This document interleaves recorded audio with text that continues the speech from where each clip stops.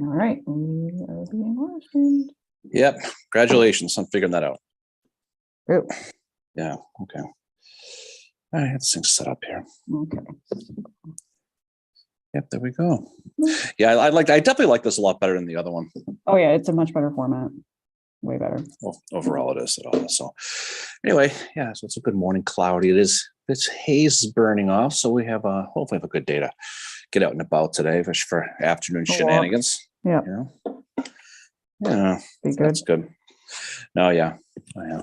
It's nice for you to join us today, by the way. I got up at the same time as you this morning. Oh, I know. Trying to find our video on YouTube. Oh, mine's on. Am I actually ahead of you this time? Wow. I'm actually pretty good. No, mine's being kind of YouTube, because somebody was playing on her phone at 10 minutes to 10. I was all ready. I wasn't. I was getting ready. Good morning. Right. Good morning, Barbara. Good morning, Steve. Oh, hey. Yeah. Sometimes I forget people jump on this. Sometimes it's not just me and you. And sometimes I don't say stupid things.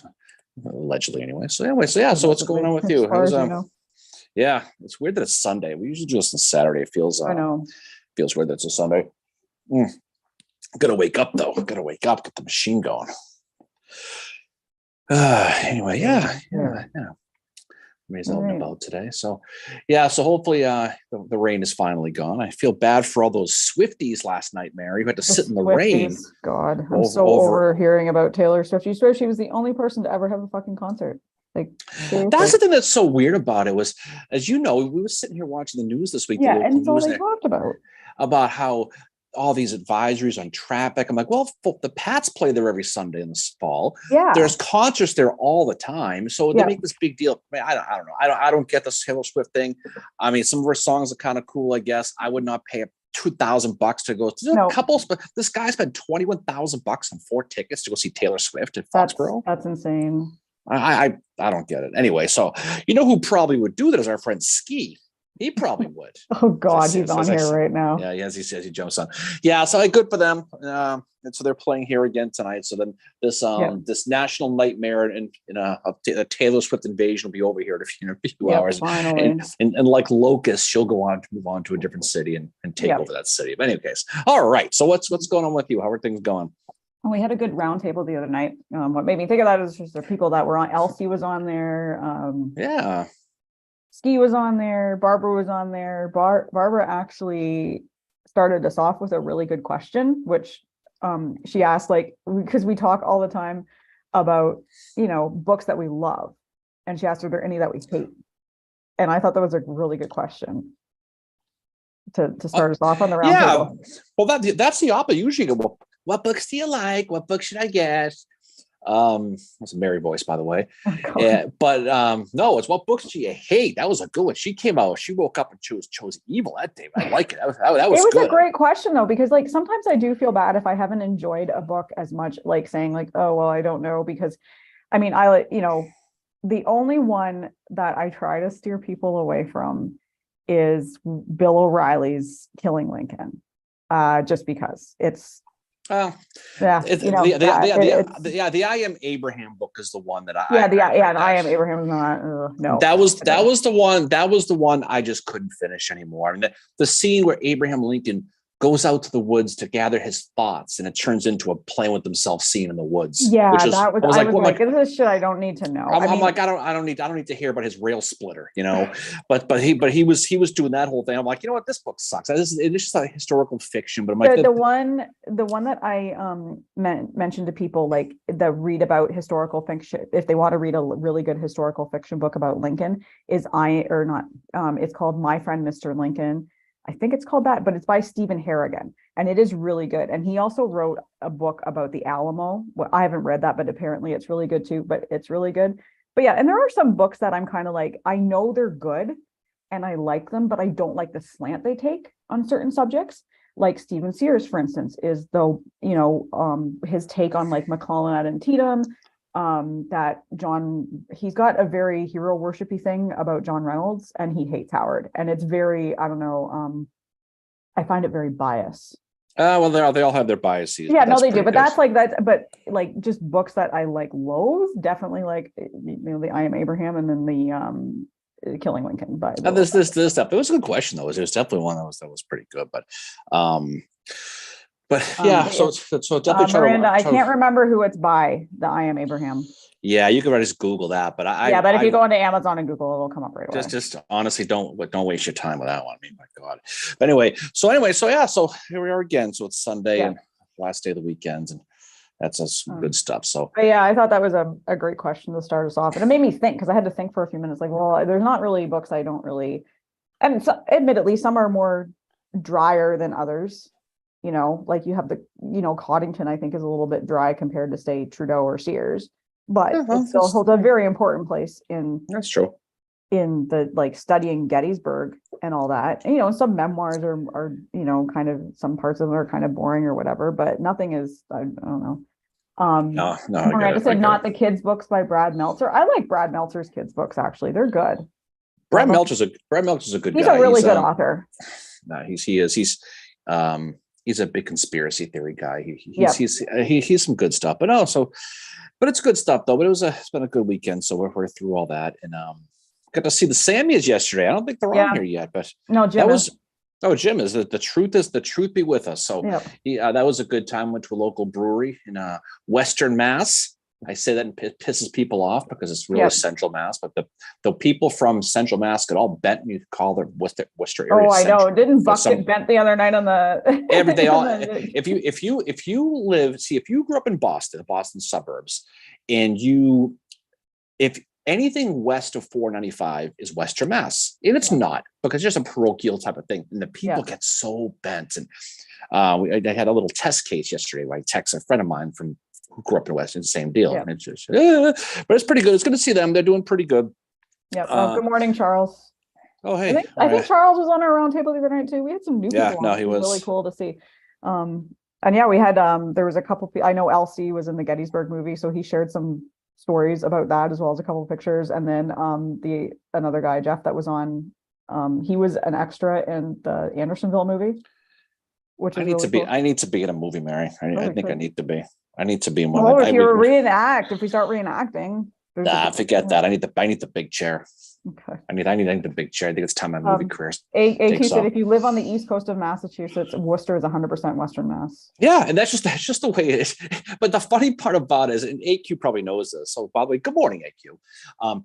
Is they get so sensitive about it, and it's to the point where it's a slight joke. And Buck got all worked up the other day, and and I have some friends from that area who get all pissed off, but it's just pretty funny. But it's a good time. Yeah, but it was good to see the Sammys out in Western Mass the other day, way out there. Yeah, way the hell out there. No, it was fun. We went to Greater Good Brewing, which is a cool spot.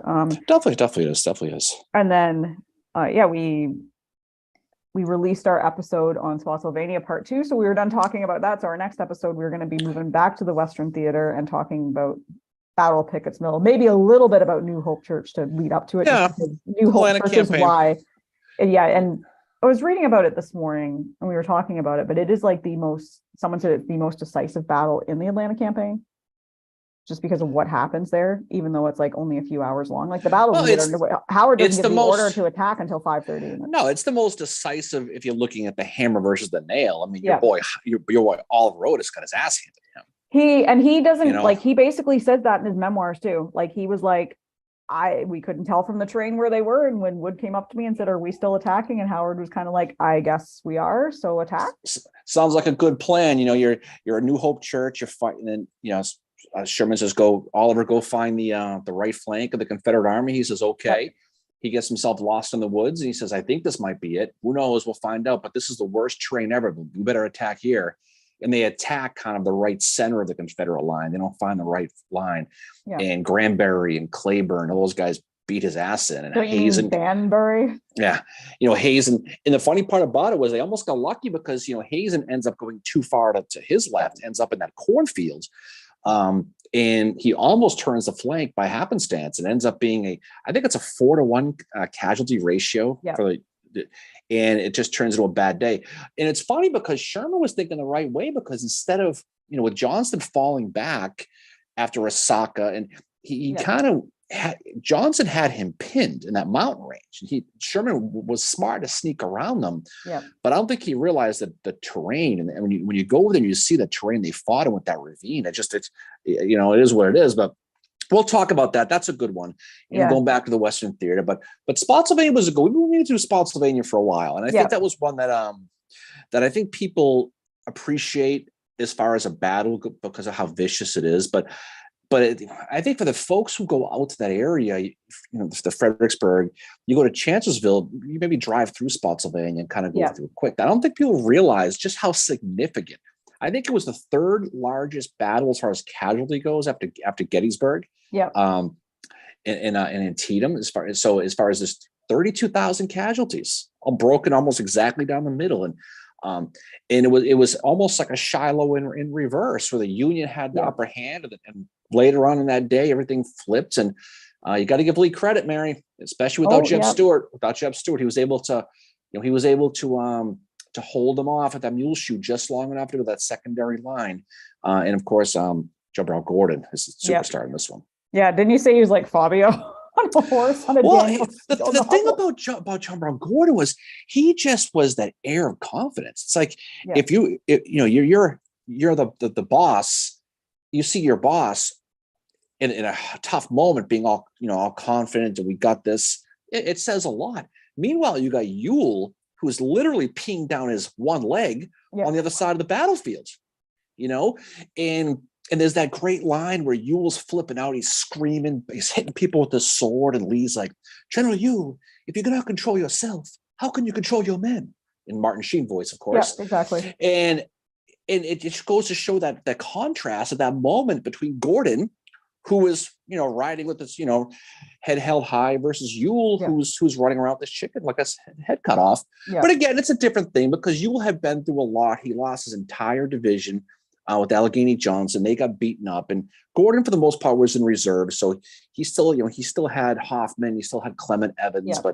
But again, that if you're Lee, you see these two guys. It drew a real good parallel because Gordon must have been Lee must have had stars in his eyes when he was looking at Gordon at this point. Oh yeah. Well, I think Gordon by that point his star had really risen. He's a lot like, he's kind of like the Eastern Theater version of Claiborne. Like he doesn't have the military training. I mean, I guess Claiborne was in the British Army, but still, we were talking about that this morning. These are two guys that aren't West Point.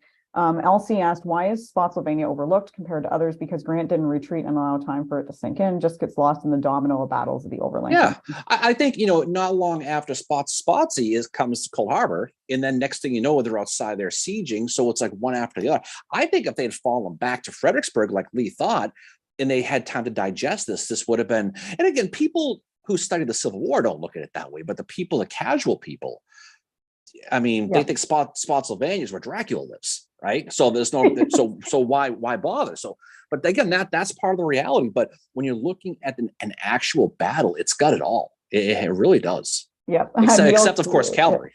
Yeah. Neil said, I am also afflicted with Martin Sheen voice. I don't know if it's a blessing or a curse. Perhaps it's all I hear. Perhaps that is why we have orders, sir. Yeah. He does. I love Martin. We got in that debate you did anyway, on one of those stupid social media sites, probably Twitter, about Duvall in Gods and Generals. And I'm a Martin Sheen guy in that movie because I thought, when you read a lot of the Douglas Southall Freeman stuff and you read a lot of the books on Lee, he talks about this aloofness to him that I thought Sheen really captured in Gettysburg. Yeah. And so whenever I've always been on the Sheen, admittedly, I've always been on the Sheen side of it. I guess Gettysburg's a significantly better movie anyway, but who knows? Yeah. I like Duvall. Duvall's pretty cool. No, Duvall's a good actor. He just was not compared to Sheen. Good morning, Ryan. Ryan's on here. He said, good afternoon, Clone. Oh, well, happy belated birthday, Ryan. Do you guys celebrate birthdays over there in England still? I don't know if we took that away from you too, but if not, well, happy birthday. So happy birthday. I like that Fremantle post he did for. Oh, that was awesome. That was pretty funny on Facebook. That was pretty good. Fremantle, Arthur Fremantle. Speaking of diaries, his diary is a good one too, Arthur Fremantle. Yeah. Yeah, that's a good read. If you're into the diary thing, like I hope a lot of people are.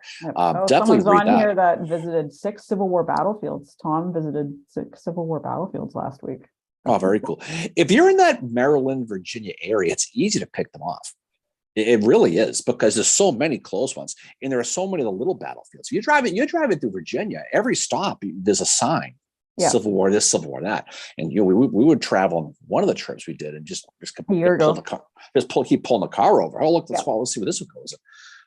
But you were definitely the blessed. Atlanta area is kind of like that too. Like when we were driving, when we were heading towards Andersonville, we ended up stopping at Jonesboro, which we had not planned. But you see the signs, like you see Smyrna, you see Resaca, and then Dallas, New Hope Church, Cold Farm. Yeah, you pick one, Kennesaw, all of them. Ringgold, you drive that loop from Atlanta to Chattanooga, and it's right after the other. Pickett's Mill was the one that we had not planned. We had planned to go to that train museum, and then we were like, why don't we go? We started reading about Pickett's Mill, and like, well, why don't we go here? And I'm so glad we did, because it is one of those ones that just like, it's such an important battle in the Atlanta campaign. And it doesn't really get studied.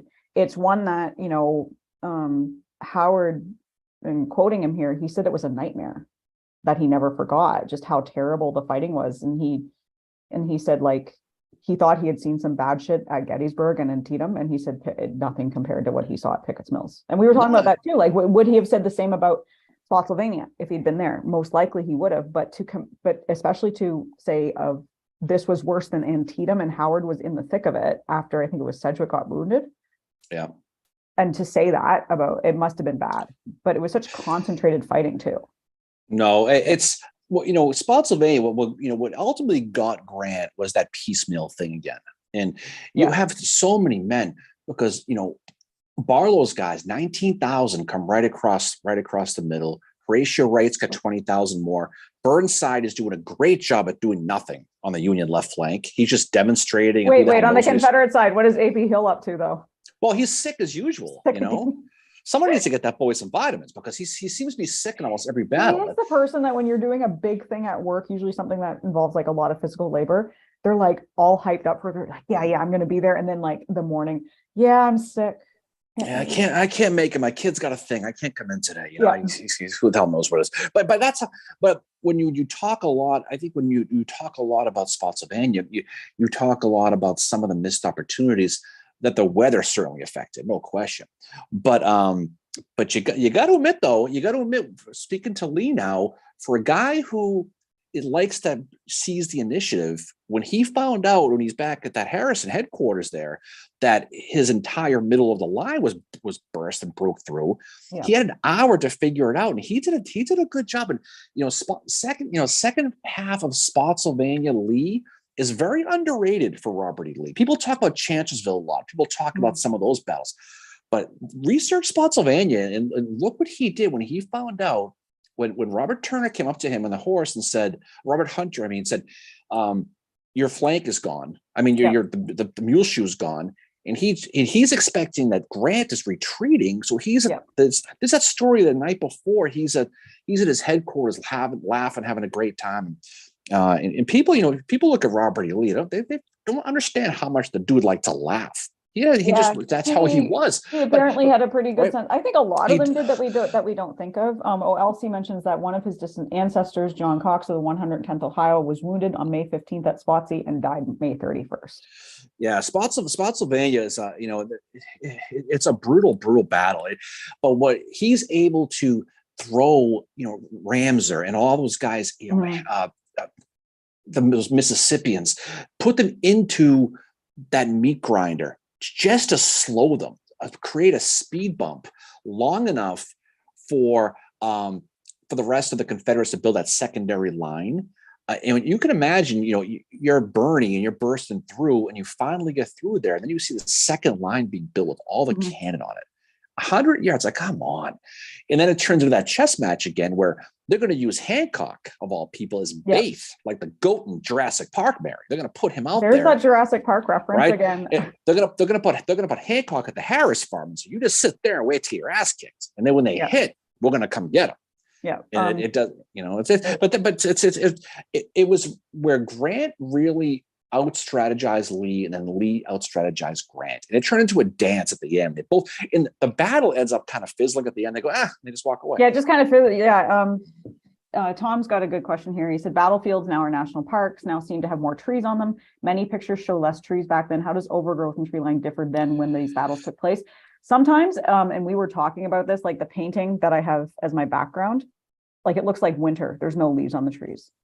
There should be foliage for that time of year. The battle is fought in May of 1864.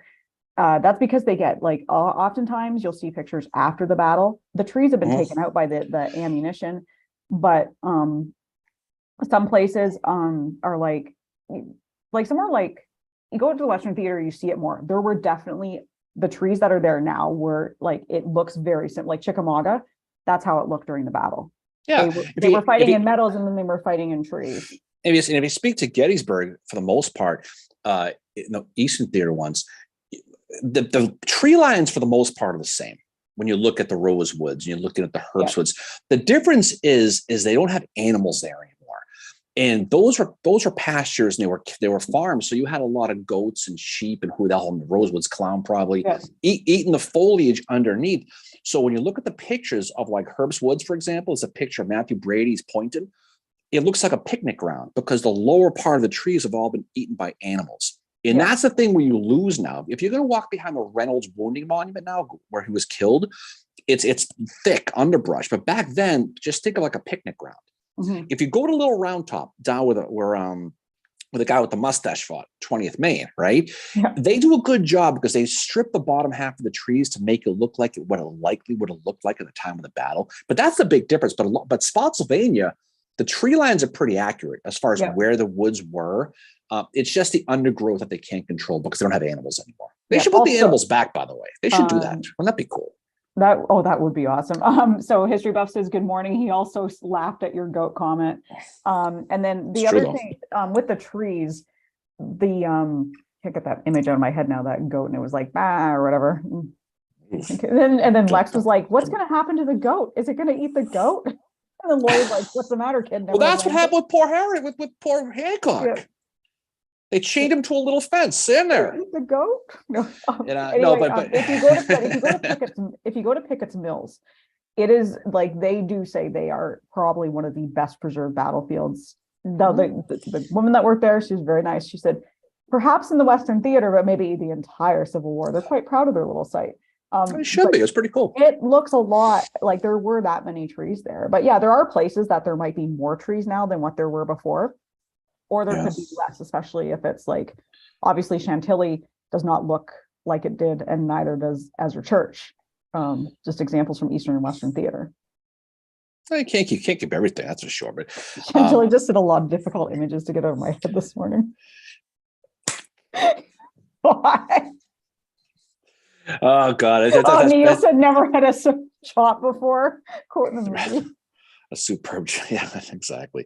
No, but it is Pickett's Mill is really cool. But a lot of those Western Theater ones they're pristine, and they were very proud of that. We walked in; they were very excited to see us when we came in there. They were like, "You're not just here to hike; you're interested in the battle." Yeah. So Tom said during our Shiloh tour or walking tour with Dr. Tim Smith. We've had him on our book club before. He's great. He's told us cattle were in the woods grazing, so no less brush in the trees during the battle. Does that make sense?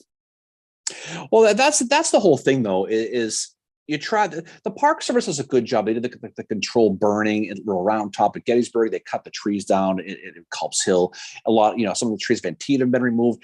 But again, unless they're active farms, you're not going to get close to the exact same thing. And you do the best you can. But I will say Spotsylvania is up there as far as the most pristine, accurate ones. Chancellorsville too. Yeah. If you drive the Jackson route from where the bivouac site was up to where your boy Howard got routed that time, that little road. Yeah, you did get routed. Well, you go by with Catherine Furnaces, and you could see right where it's pretty similar. But again, you're looking at a situation where, like, look at some of the Dale Gallen paintings. You'll see the soldiers fighting. It looks like the trees are all stripped, and that's kind of how it goes. Well, the painting behind me, which might be a Dale Gallen. Yeah, it looks like the trees are stripped. Well, they said at Spotsylvania, the trees look like an army of locusts ate them. Now, you got to when you look at that picture behind Mary there, is all those trees were removed as far as the brush. by musket fire. There was no real artillery. You had some 24-pound mortars for a little short period of time at spots, even not long. But that was all done by just musket fire. There was a soldier who said he fired 400 rounds at the Battle of Spotsylvania. That's a lot. Yeah. And if you go to the third floor of the Smithsonian, you can go see the Spotsylvania stump, Mary. Right? Yeah. Where it's filled with bullet holes. And so there's a lot of cool things you can see when you go to a place like that. But it just gives you a better visual.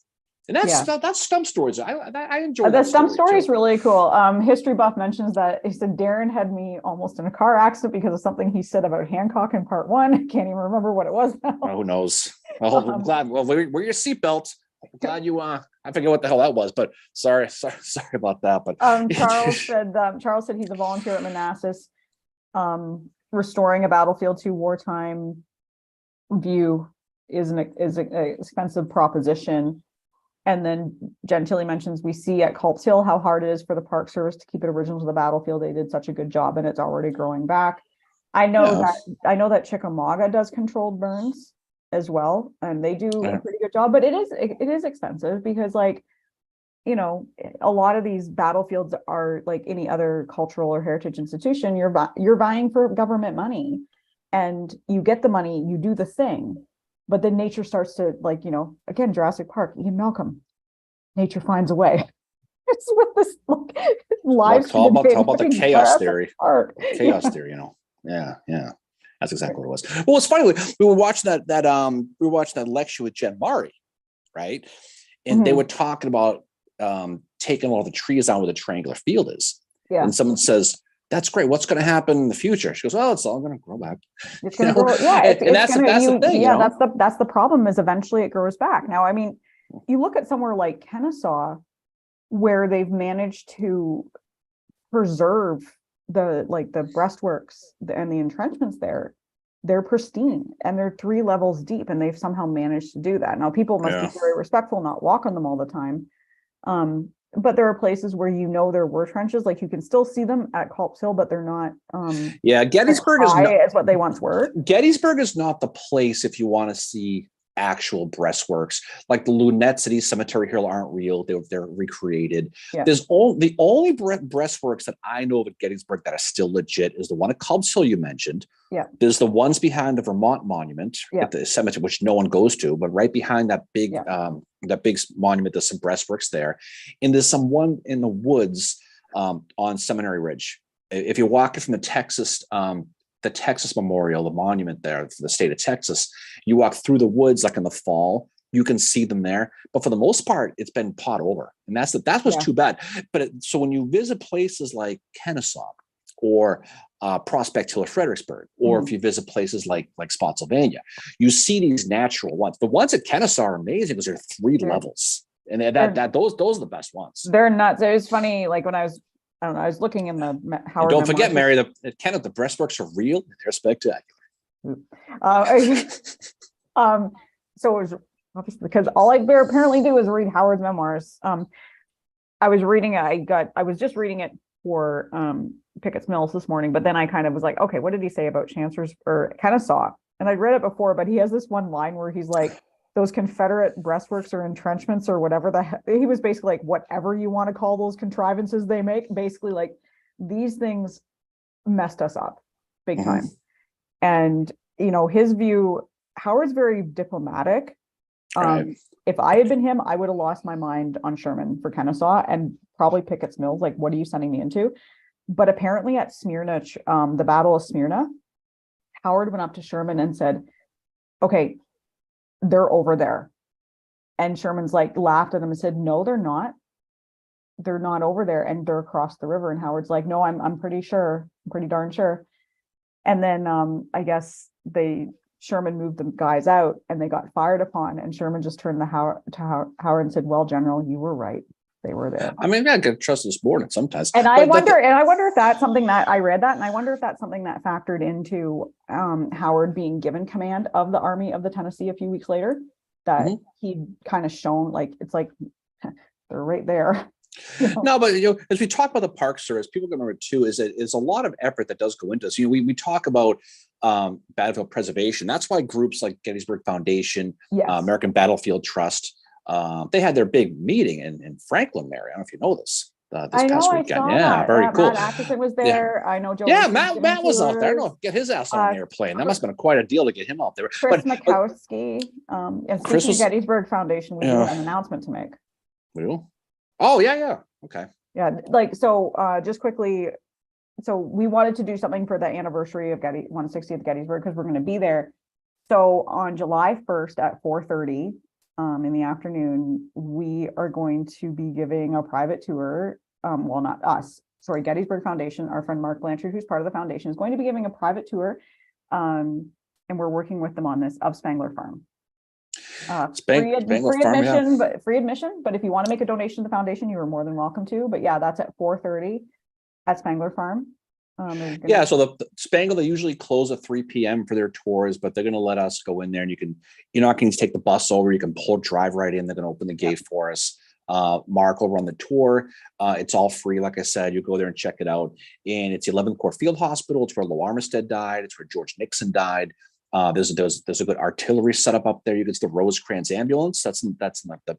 But if you haven't been, it's a fantastic place to go. And so they're very kind to let us do this. So you don't even really need to sign up, I guess, but there's no cost to it. We have an event on Facebook. So if you can just kind of if you're going to go, just maybe say, yes, I'm going to go, just so we can get kind of a general idea of numbers for how many people are going to be there. But that's what we're going to be doing July 1st at 4:30. And then we'll be doing a post tour froth up at Fourscore Brewery afterwards. Yes. So you're certainly invited to that too. I know, Mary, you'll be there. I'm sure you'll be there. Yeah. Had you with froth up, but that'll be how that goes. So if you donate to the foundation, Mark will show you where Buster recovered from his wounds. He'll show you the Buster wounding site, and he'll show you where his armpit's buried. It's very sad. It's solemn ground, but he'll show you. Yeah. But definitely try to get and do it. We'll probably do a Facebook Live from that moment while we're doing it. So if you can't come, we can try to do it. The internet kind of sucks up there a little bit. We'll try our best, but try to make it. I mean, again, it's an opportunity to have a private tour of a really, really cool place that not a lot of people realize the significance, and it's pristine as far as how it's kept. For those who've been to Spangler, especially been in the summer kitchen where Armistead died. Yeah.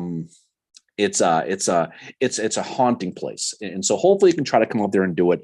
Definitely try to do it if you can. But again, if not, then we'll try to do some video, but that's how it's going to be. We're going to try to do some other stuff that weekend too. We're going to try to have some other shenanigans since we're going to be there, but hopefully, I realize people are busy and there's other stuff going on, but if you're in the area and you want a free site of Spangler and save some money and go see it and get a private tour, by all means, we're let us know. Yeah. Yeah. We're really excited to do it. So some people are talking about the Park Service on here. And also some people aren't crazy about going to the battles on the anniversaries, probably because it's so busy, but I mean, you can go anytime around that time of year to see what sometimes you go in the winter, you're going to have more sight lines. Obviously, Culp's Hill is a good one to look at in the winter. Charles says park reclamation is done when funding and staffing are available, regardless of which political party is in power. The Park Service budget is on the first one to get cut when time. It always is. And that's why there are some great opportunities to volunteer. Some parks have park cleanup. You can go, if you're in Gettysburg, you're in Tatum, you're in Vicksburg, and you see a Coke can on the ground, pick it up. Just the little things. Yeah. Just do what you can, because the money is limited. Appreciate the rangers who are there, even the security rangers, Mary. Be nice, because these people are overworked and there's no budget money. And everybody loves their whatever battlefield it is. Take care of it. Take ownership of it. It is hallowed ground. So definitely take ownership of it. If you see something, do what you can to help it. That's all.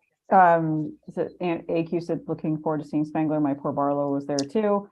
She said it's a haunting place, and Gentili said the same thing. It's got a vibe to it, and it is. It's a very haunting, kind of I don't know. Yeah, hopefully you come. July 1st is the date, so don't get a ticket for a wrong date by mistake and look foolish.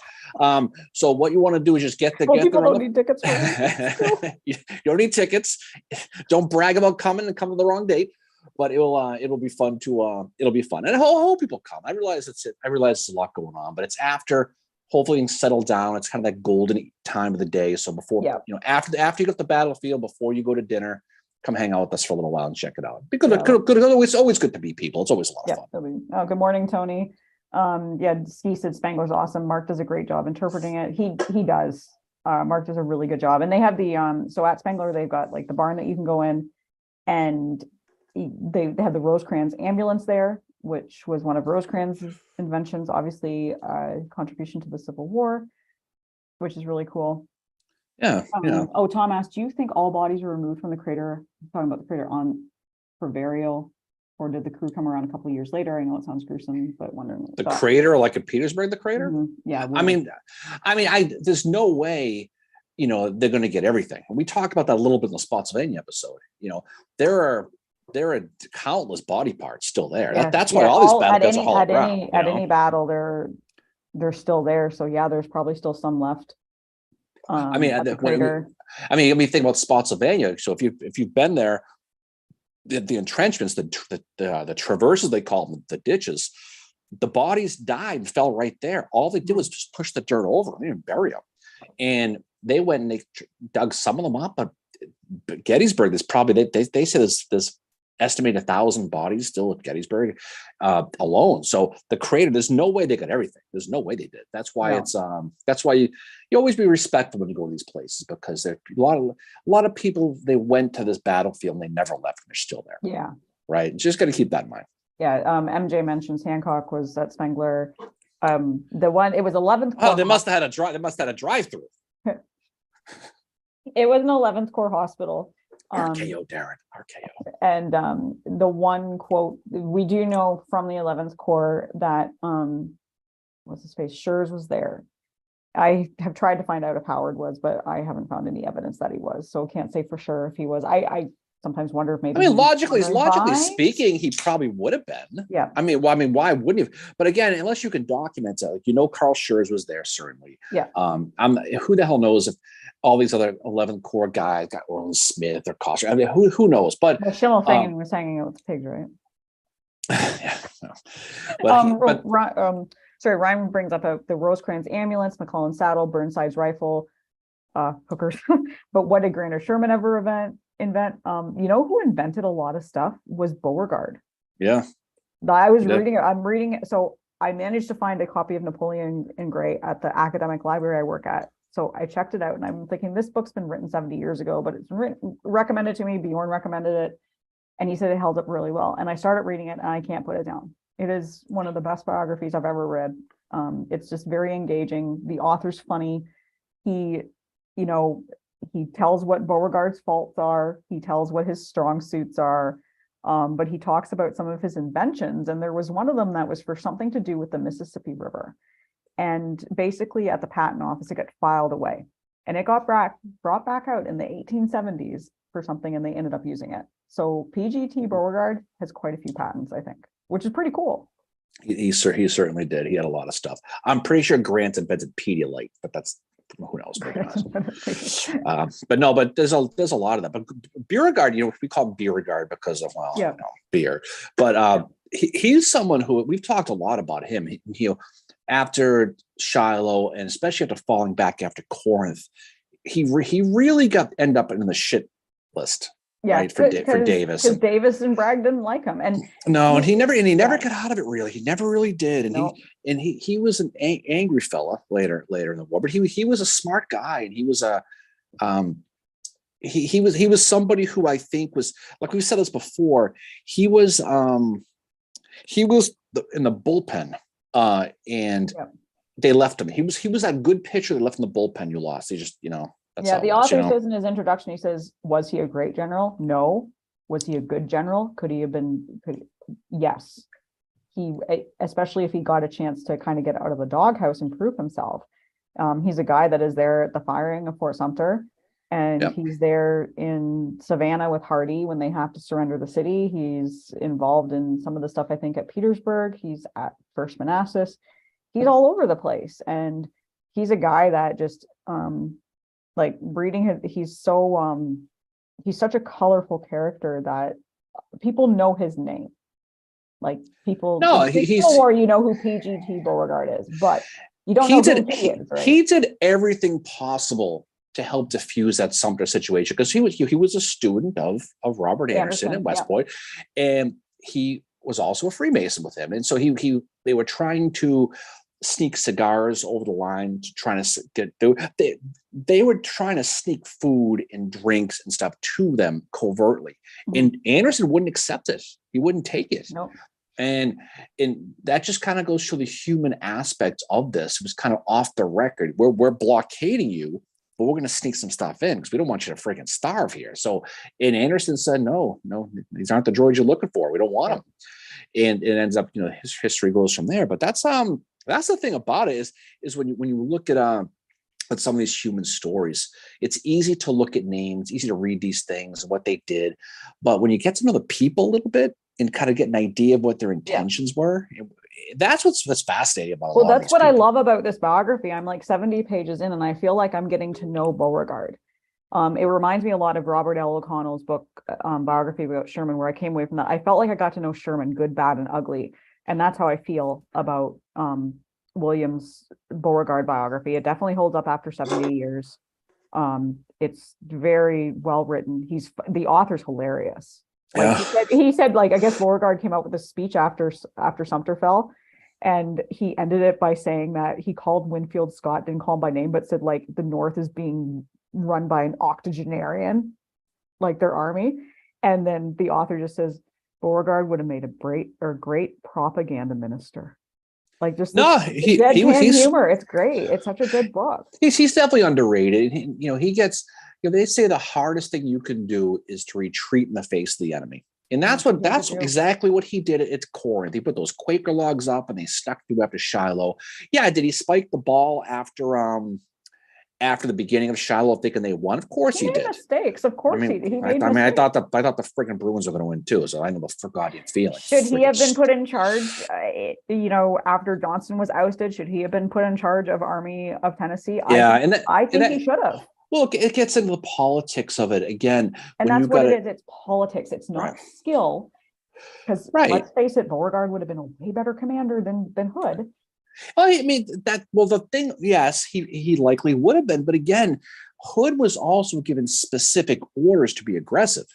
Be aggressive, right? He had to. So what was Beauregard going to do that? Beauregard was more like Joseph E. Johnston. Philosophical. I mean, that Jomini versus Clausewitz type of, Hamilton Jefferson type of debate they always had, and that was always the thing. But I mean, what we've said in our opinion, not fact, that it's wrong place, wrong guy, wrong time for Hood at Atlanta. Yep. But Beauregard, what was he going to do different if he's told, okay, I'm going to put you in charge, but you're going to go chase Schofield? I mean, who knows what happens? Beauregard had a tendency. This is why another thing that Beauregard, one of his faults that Williams talks, I think it's Williams, he talks about it. He says like one of his faults was he spoke back a little bit too much. Like he would kind of clap back at people and be like, yeah, I don't want to do it that way. And he didn't like Winfield Scott, because in Mexico, Winfield Scott used, he was very much, he would do stuff that was not by the book. And Beauregard was a guy that had read Jomini, Clausewitz from start to finish, but he was a Jomini guy. And when Winfield Scott did something that wasn't by the book, Beauregard just was like, what are you doing? Like, why? Like, you have to do it the way it's written. Beauregard, Williams says that was his fault.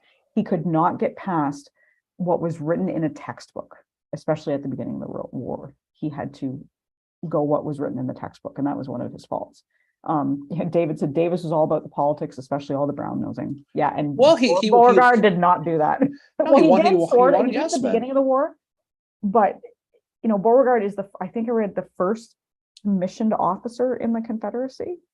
Well, I mean, if you want to think about it, Hood was basically Andy from The Office, right? Just kissing Michael's ass the whole time. Yeah. That's kind of what he was trying to. In my head. Well, he's trying to, I don't know if he's singing, but trying to get the apple of the boss's eye all the time. And he finally got it. And by then his body was falling apart. Who knows how his mental state was, but he wanted that. But don't forget too, Davis himself wanted to be out in the field battling. Yeah. Everybody wants to be a soldier, right? Yeah. That's kind of how it was. Yeah. No, it's definitely one of those things where it's like, okay, this is a guy that probably could have done a good job. And you wonder if Davis hadn't let the politics get to him, maybe Beauregard would have been in charge at some point over Joseph E. Johnston. Yeah. Like, who knows? Like, but Joseph E. Johnston, I think he was good. He was cautious, but he was good. He knew how to read Sherman really well. I like Joseph E. Johnson. I like him. I think he figured out Sherman's game pretty quick in Atlanta. He knew exactly when we want to talk about Pickett's Mill.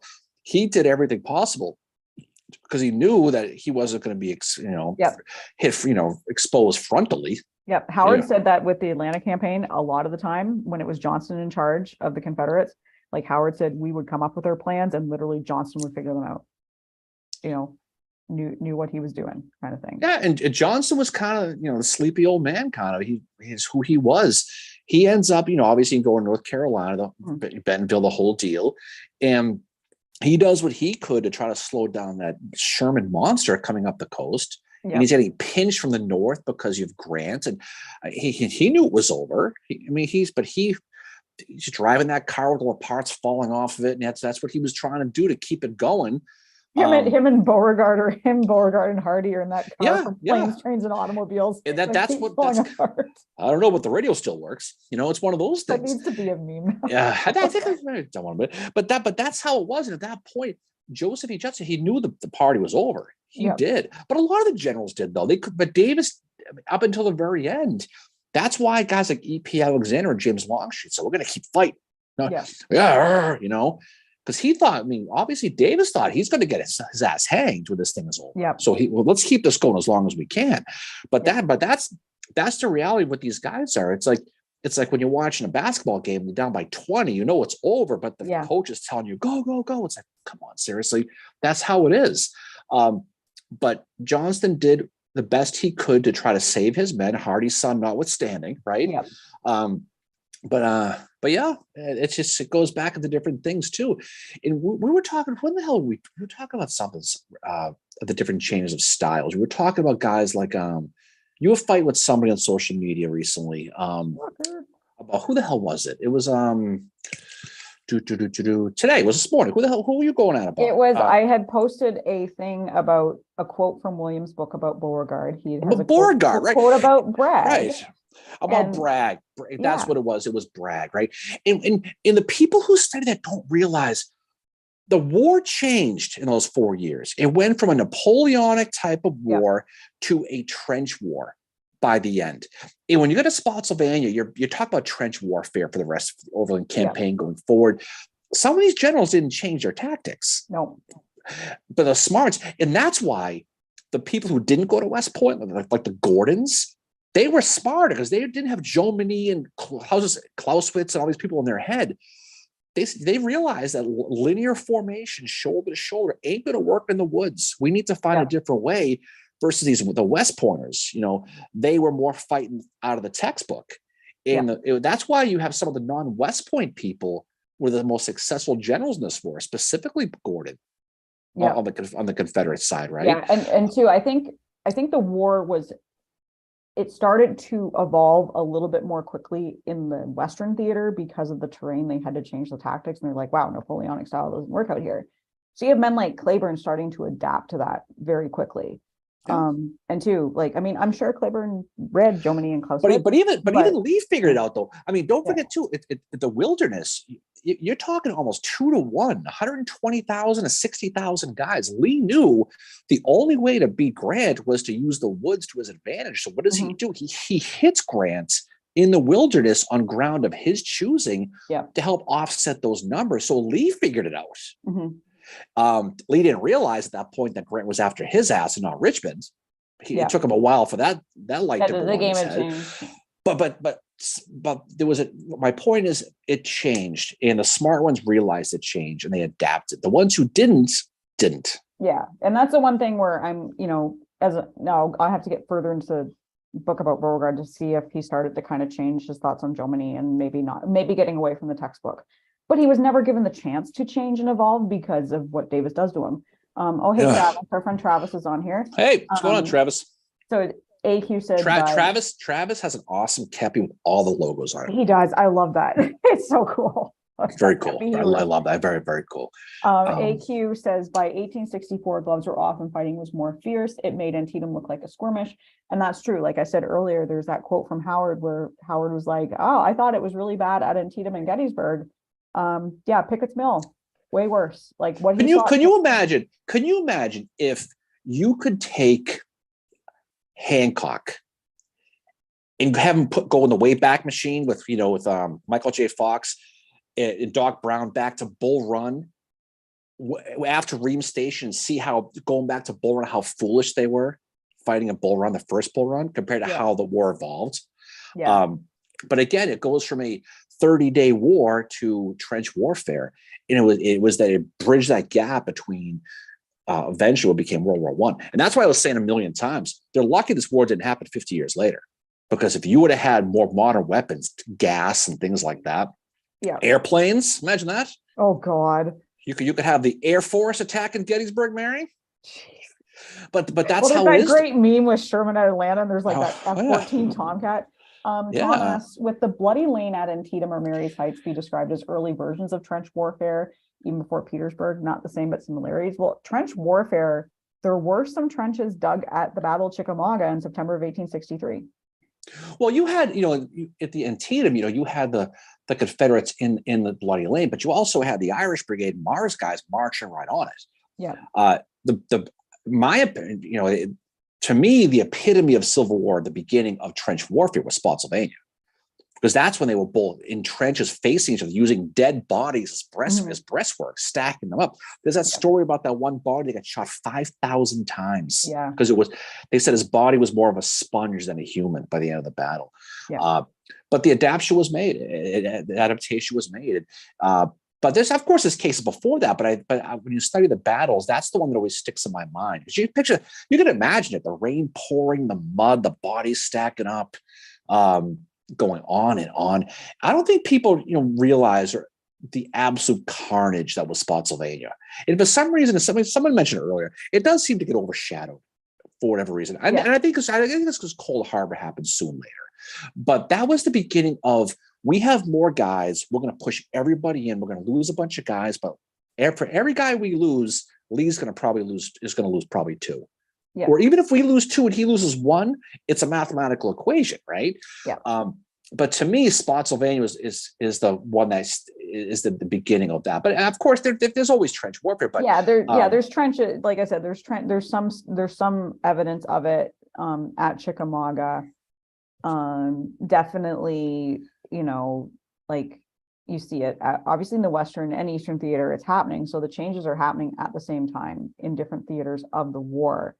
But, back to AQ's point of the war, the gloves were off, the fighting was more fierce in 1864. You see that Eastern theater and Western theater, the way the generals write about it, that have to go out there. Like you have the ones like Slocum and Howard that are transferred from the East to the West. But these and are see a different style. No, but these are battle tested guys. And we talked, we talked a lot about some of the ones like, Gordon's guys. We talked a lot about Birney. But you had the Gettysburg alums, John Henry Hobart Ward. Yeah. Who fought at Devil's Den, the 20th of Indiana, the 99th Pennsylvania, the Orange Blossom, 124th New York. They were here too. So these were battle-tested dudes who'd been through it all, and they were still going. Yeah.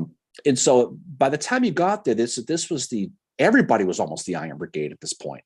Yeah. Because they were all battle-tested. John Runner Brooke, we talked about. If you'd made it that far. Gettysburg. Yeah. Ryan says he agrees with you that it starts with Spotsylvania.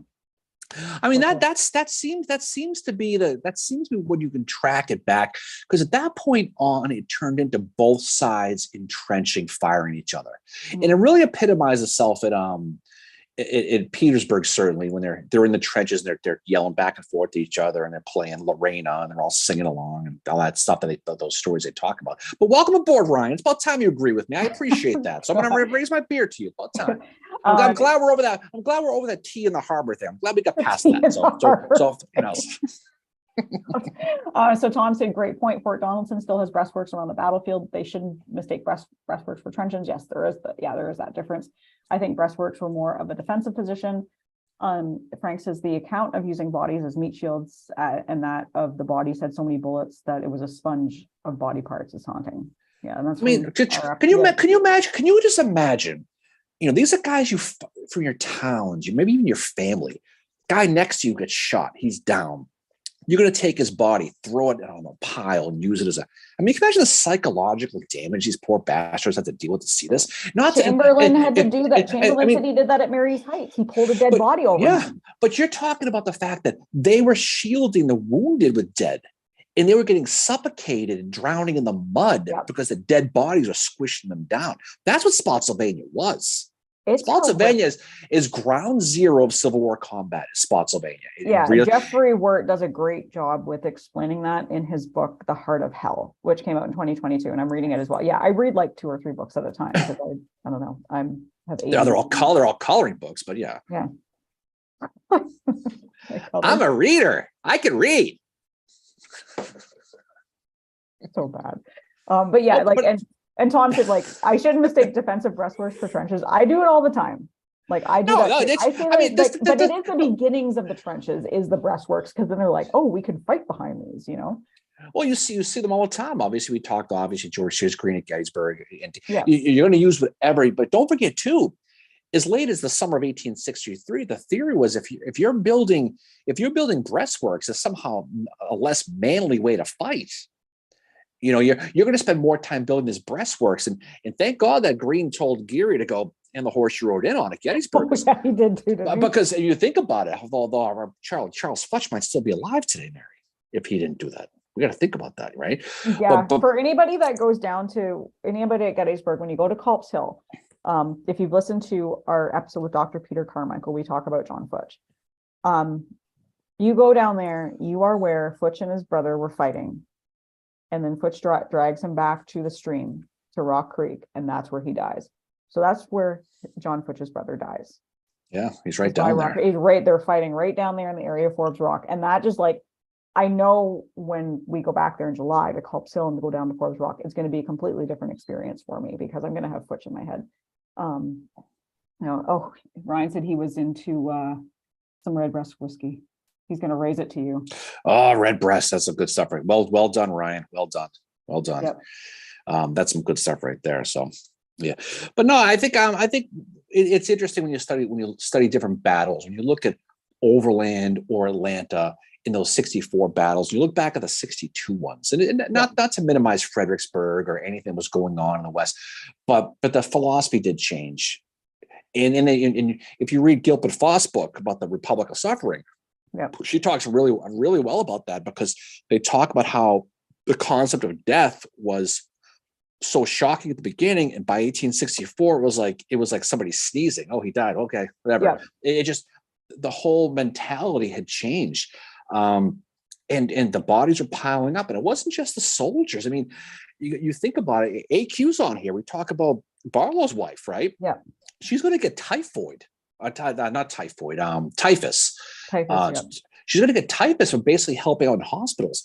Yeah. And people think that Willie Lincoln died because of bad water because of the soldier camps in Washington. Yeah. So how many of these people, how many of the civilians died? I mean, people talk about Longstreet's kids with the scarlet fever, and Hood's kids after the Civil War. Hood died of yellow fever after the Civil War, and then the kids were all like farmed out. But the sick and mortality rate around prisons, hospitals, camps, they didn't understand you can't drink the green water. They didn't quite understand the concept yet. Yeah. But the death, it just expanded, and it made it almost commonplace. Yeah, to the point where you become numb to it. Tony said, I wonder if Howard had built breastworks at Chancellorsville, that would have saved his bacon. He wouldn't have had time. He would have needed to build those Game of Thrones buildings, those big walls. The wall. There's no army in the world that was going to stop it. Yeah, I don't care how good you are getting routed. But just back to the death thing and the human thing, you see it at Kennesaw with how Sherman reacts to it, where he he's like, we didn't lose that many guys. And Thomas just says to him, we have any more of those, and we're not going to have an army in a few weeks. No, but you're dying. You deal with battle deaths. you're dealing with disease. And the other thing people don't always talk about is suicide. That was a big deal too. Yeah. In camp. That was a big deal. And so when you put the whole thing together, it just, by the time you get to 64, it just seemed commonplace. And and then if you're lucky, you're one of the families who even found out about your relative, your husband, your brother, your son. A lot of them, I mean, they never knew. You think of all those unknowns at Andersonville. They said that, and I don't know how true this is, but I mean, I've read that as much as a third of Civil War dead were buried as unknowns. I remember going as a kid. My father took me to the National Cemetery in Arlington. I remember seeing the unknown soldier, and I was probably 6 or 7 years old at the time. But I remember thinking what a big deal that was. Like, he was the only unknown soldier. Like, wow, I don't know who he is. Wow. And then as you get older, you realize, you start going to these Civil War places, especially Andersonville. We've been there recently. Yeah. How many? And that was the big nightmare for the families, or even the soldiers. There was no dog tags till World War I. They used to try to put their names in their jackets, but of course that all got stolen. Pennsylvania, and they said, and Gentili mentions that's why the stories about the common soldier are so important, brings battles alive rather than focusing on tactics and commanders, which is true. Tactics. Geez. Next thing you know, you're going to tell me we're drinking beer. Yep. That's all we ever talk about, isn't it? But that's what he's right. Read the soldier stories because you get a much better feel for the common soldier. That's why we had so much fun with Peter. Yeah, and Dr. Carmichael's book, The War for the Common Soldier, is really, really good, and he tells the stories like from both sides. Tom mentions, I heard more soldiers died of dysentery in the camps than injured or killed on the battlefield. Yeah, disease what got most of them, because they didn't understand germs, they didn't understand things like they didn't take their Flintstone vitamins, they just refused to do it. And but that's the truth though, is they would drink, bad water was one of the big culprits. So cholera was big, yellow fever, all the stuff you look back on. And so these people would just die in camps, and it's sad, and they didn't know it was even killing these guys, because for a lot of these people, if you read Elijah Hunt Rhodes' diary, he talks a lot about a lot of these guys leaving home for the first time ever, and as soon as you get together, if they all get sick because they're not used to the germs, and depending on how your body's set up, your tolerances, whether you live or died. But bad water was the thing. That's the water. Ryan mentions, I wonder if C.F. Smith had his division at Shiloh, would he have dug in as per the lessons he tried to teach his West Point pupils? I mean, you do what you do at the time, right? I mean, it's all well and good. I mean, we mentioned John Geary a little while ago. He didn't want Greene, wasting his time building breastworks, because it gave soldiers an unfair type of psychology about defenses, whatever the hell that phrase was. But a lot of it was timing. He left him with 5 regiments to hold off that entire, all those Confederates coming up. Speaking of Allegheny Johnson, old Clubby. Story was old with his club climbing up Cobb's Hill like the dude from Lord of the Rings. Gandalf. What the hell his name is? You study that stuff more than I do. But that's how it was. Alec is on here. He said, "Great to listen to you guys while I do chores at home." Well, thank you for joining us. Chores at home. Oh, yeah. Good for him. Good for him. And then AQ mentions the 159 unknown Massachusetts in the Gettysburg National Cemetery was moving. It gives me chills every time I pay respects. Barbara mentioned she'd like to hear more about the suicides because she's never really heard that before. It definitely did happen. Mehmet Andersonville did it, and they did it by drinking the water. Because Andersonville, there was the deadline. If you walked across it, you got shot. They just purposely walked across it with their arms out just to get shot and end it. Suicide. I saw a stat somewhere. I can't remember I think we talked about this, but the suicide rate was high, because people just gave up mentally. They gave up. Yep. And then AQ mentions that PTSD affected many. Yeah, and we talked about it many times. Affected Rosecrans. Rufus Dawes is probably the first diagnosed, like officially. That's what they say. And if you read Rufus Dawes's diary, you can see that she's fallen off the cracker. You can see it, because he goes into this, he's like Hulk Hogan, Raw America at the beginning, And by the time he gets past Gettysburg, he's a shell of himself. And he it's sad. He survives it, but he ends up never being the same. He has survivor's guilt because he writes, you know, he goes to a cemetery and he sees all his friends there that are buried, and he's like, why isn't this me? Why is it me? Like, why am I not? Oh, well, you know who that affected a lot was Emory Upton. Speaking of Spotsylvania, now he shot himself. Speaking of suicide, he committed suicide in a hotel room, and they think he had a brain tumor because he said he had these horrific headaches that wouldn't go away. Finally, he shot himself, but I have to think that the war took its toll on him too. And again, it goes back to that. You look at those numbers of Civil War deaths. When do you stop counting? Right? How could you possibly quantify death in the American Civil War? Because you just don't know. We've said before, Gabriel Paul survived exactly 8,000 days after getting shot in the head in Gettysburg. He had seizures every day. He finally died 8,000 days to the day later. He doesn't count as one of the casualties because it was so long. Joshua Chamberlain died in 1914 from his junk shot wound. Right? That slices your urethra. They had to slice it back together with a friggin' tube. Guys, cringe, right? And it was leaking his entire life, and it finally killed him. Gosh, again, you never know. That's why when you see like 600,000, I've seen 7. It's probably way more than 750. Yeah, because there's no way to quantify it. There's no way. Well, I said to you this morning, like some of the stuff I was reading in Howard's memoirs about like Pickett's Mills and all that. He says specifically, I saw legless, armless, and eyeless soldiers, and men walking around senseless, men stooped over, and just the scene he describes. I'm like, how did he was this his kind of like, I don't want to say therapy, but he just wrote it all out, saying like, and I think he wanted people to have this impression because, there's this idea that like war is glorious and you're going to go off on an adventure. You will read that, like read his memoirs, and it's like, it's not an adventure. Well, do you remember when we talked on the first part of Spotsylvania with William Witcher, right? The 48th Virginia, who was out at that picket line. There was one of those Confederates in his diary. He said that he grabbed his own head to make sure it was still on at one point. Yeah. That's how it was, and how brutal the combat was, and how you had to deal with this. It's a different breed. But when you think about the fact that these guys were thrown in, they're volunteers, a lot of them were conscripted. It's hard to imagine what this stuff did to the average person and what it did to society for years afterwards. It's still being felt today, no question. Oh, absolutely. And Tom mentions shell shock, PTSD, battle fatigue. Was there a name for mental health issues in the Civil War? It seems like that evolved and was recognized over time. I don't think there was. Or was there? No, I mean, there really wasn't. It wasn't diagnosed. Don't forget, too, they didn't know what concussions were either. So if you get your bell rung, they assumed you were drunk. No, so you talk a lot about guys. I've never heard that before.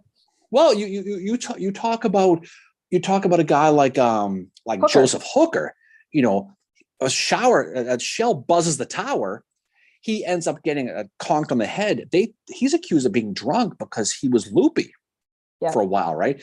And so when you read these stories about soldiers being drunk, a lot of them were concussed. They just didn't diagnose it. Yeah, and too, the one thing with Hooker is I believe he dies of a stroke at a younger age than maybe what he should have. But the one thing that we know now from our research into concussions is that they can eventually lead to strokes.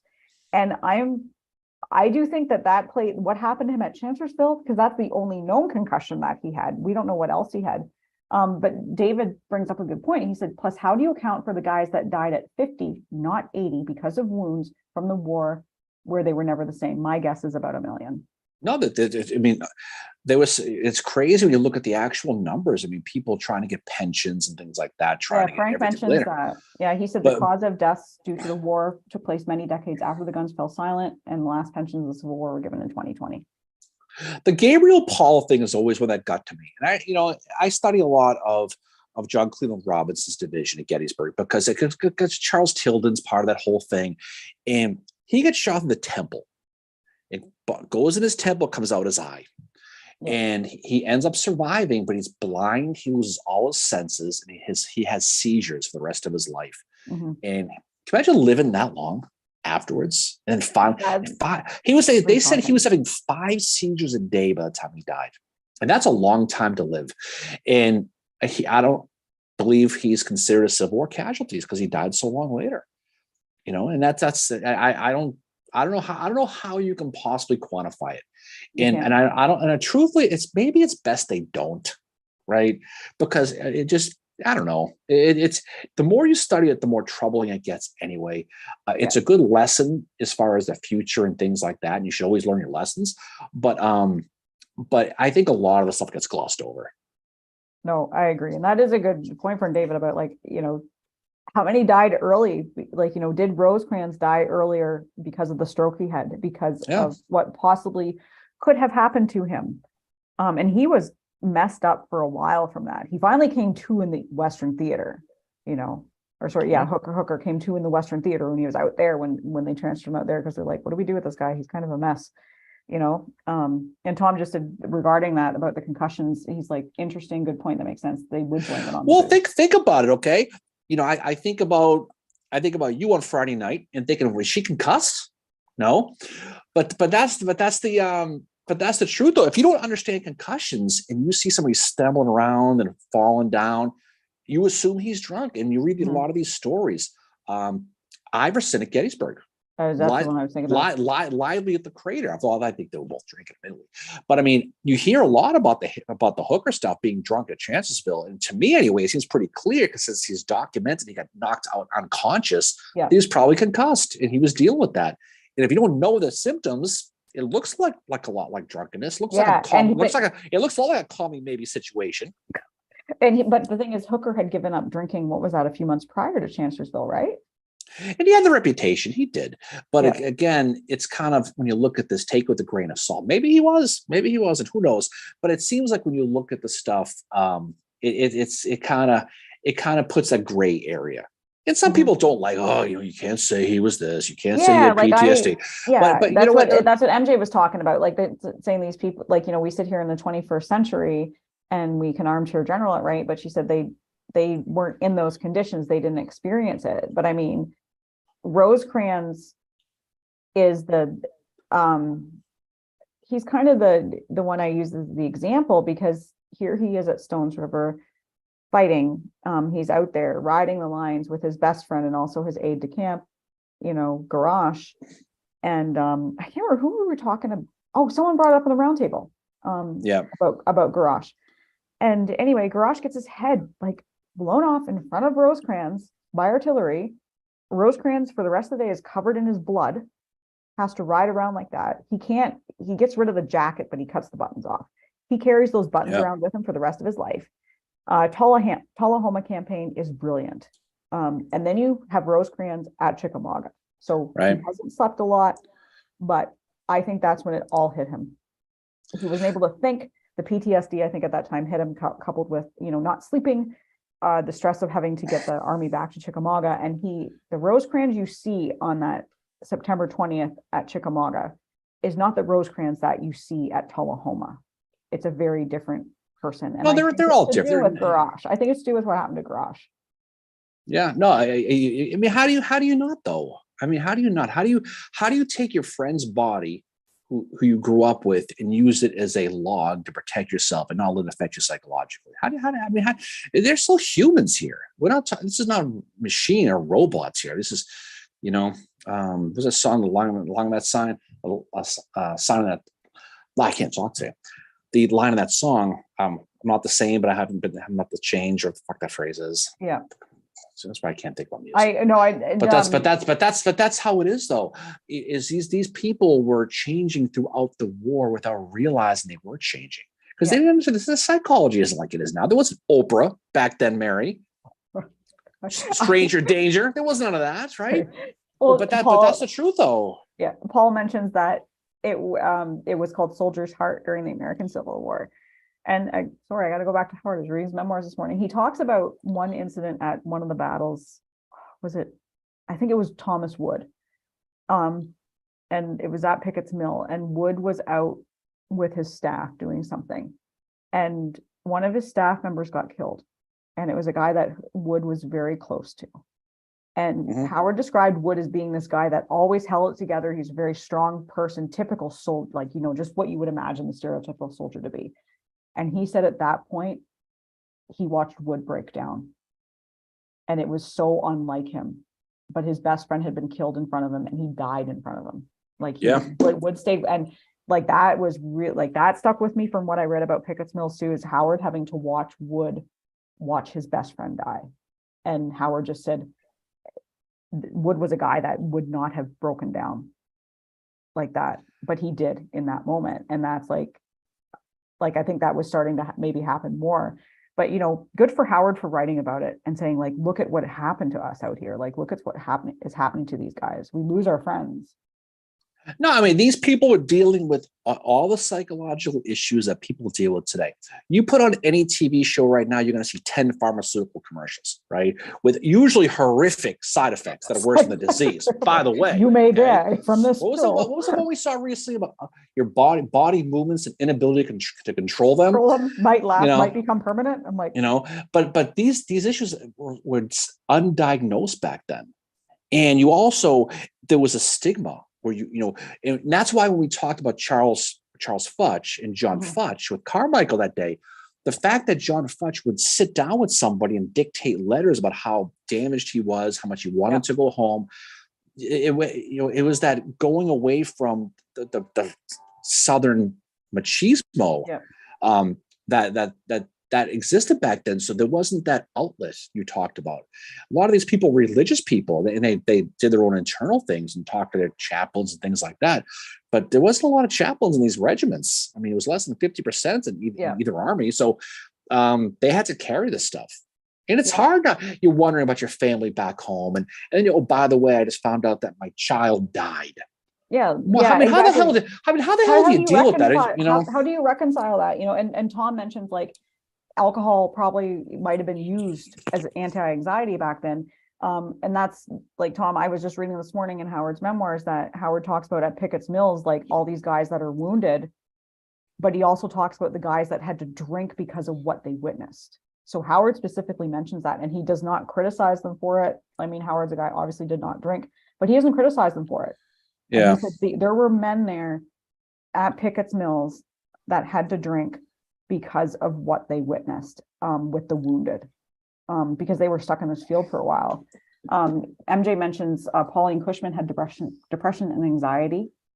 Well, we had MJ on, we had a really good episode with MJ talk about Pauline Cushman, and you could see it with her, and she did her thing, and she did a lot of crazy baller things, and she ended up, you know, self-medicating at the end. Yeah. It wasn't all physical. No, right? I mean, there's a lot of emotional stuff too. Frank mentions the book Invisible Wounds by Dylan Carroll and goes into detail about a lot of accounts of soldiers dealing with traumatic effects. Can you imagine the psychological effect of buying Hamilton tickets for the wrong night? I mean, can we talk about that real quick? How damaging that must be. To the point where you're not even on live. Thoughts and prayers, man. Thoughts and prayers.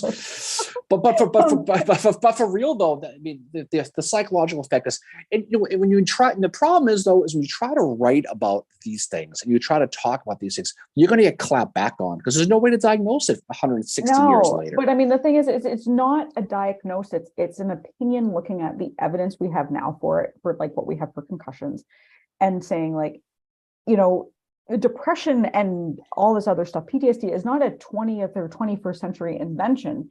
It's always been around. We just now have a name for it. And for years, many people have been suffering from it. You know, Gentili mentions, you can't imagine what the battlefield nurses and surgeons dealt with during and after the war, what they witnessed. You think about Clara Barton, who she was treating a guy, I think it was at Antietam, and a bullet went through her, like the apron she was wearing, and killed him. Yeah. Well, these nurses, you talk a lot about, you know, you mentioned Clara Barton, Dorothea Dix, you pick one.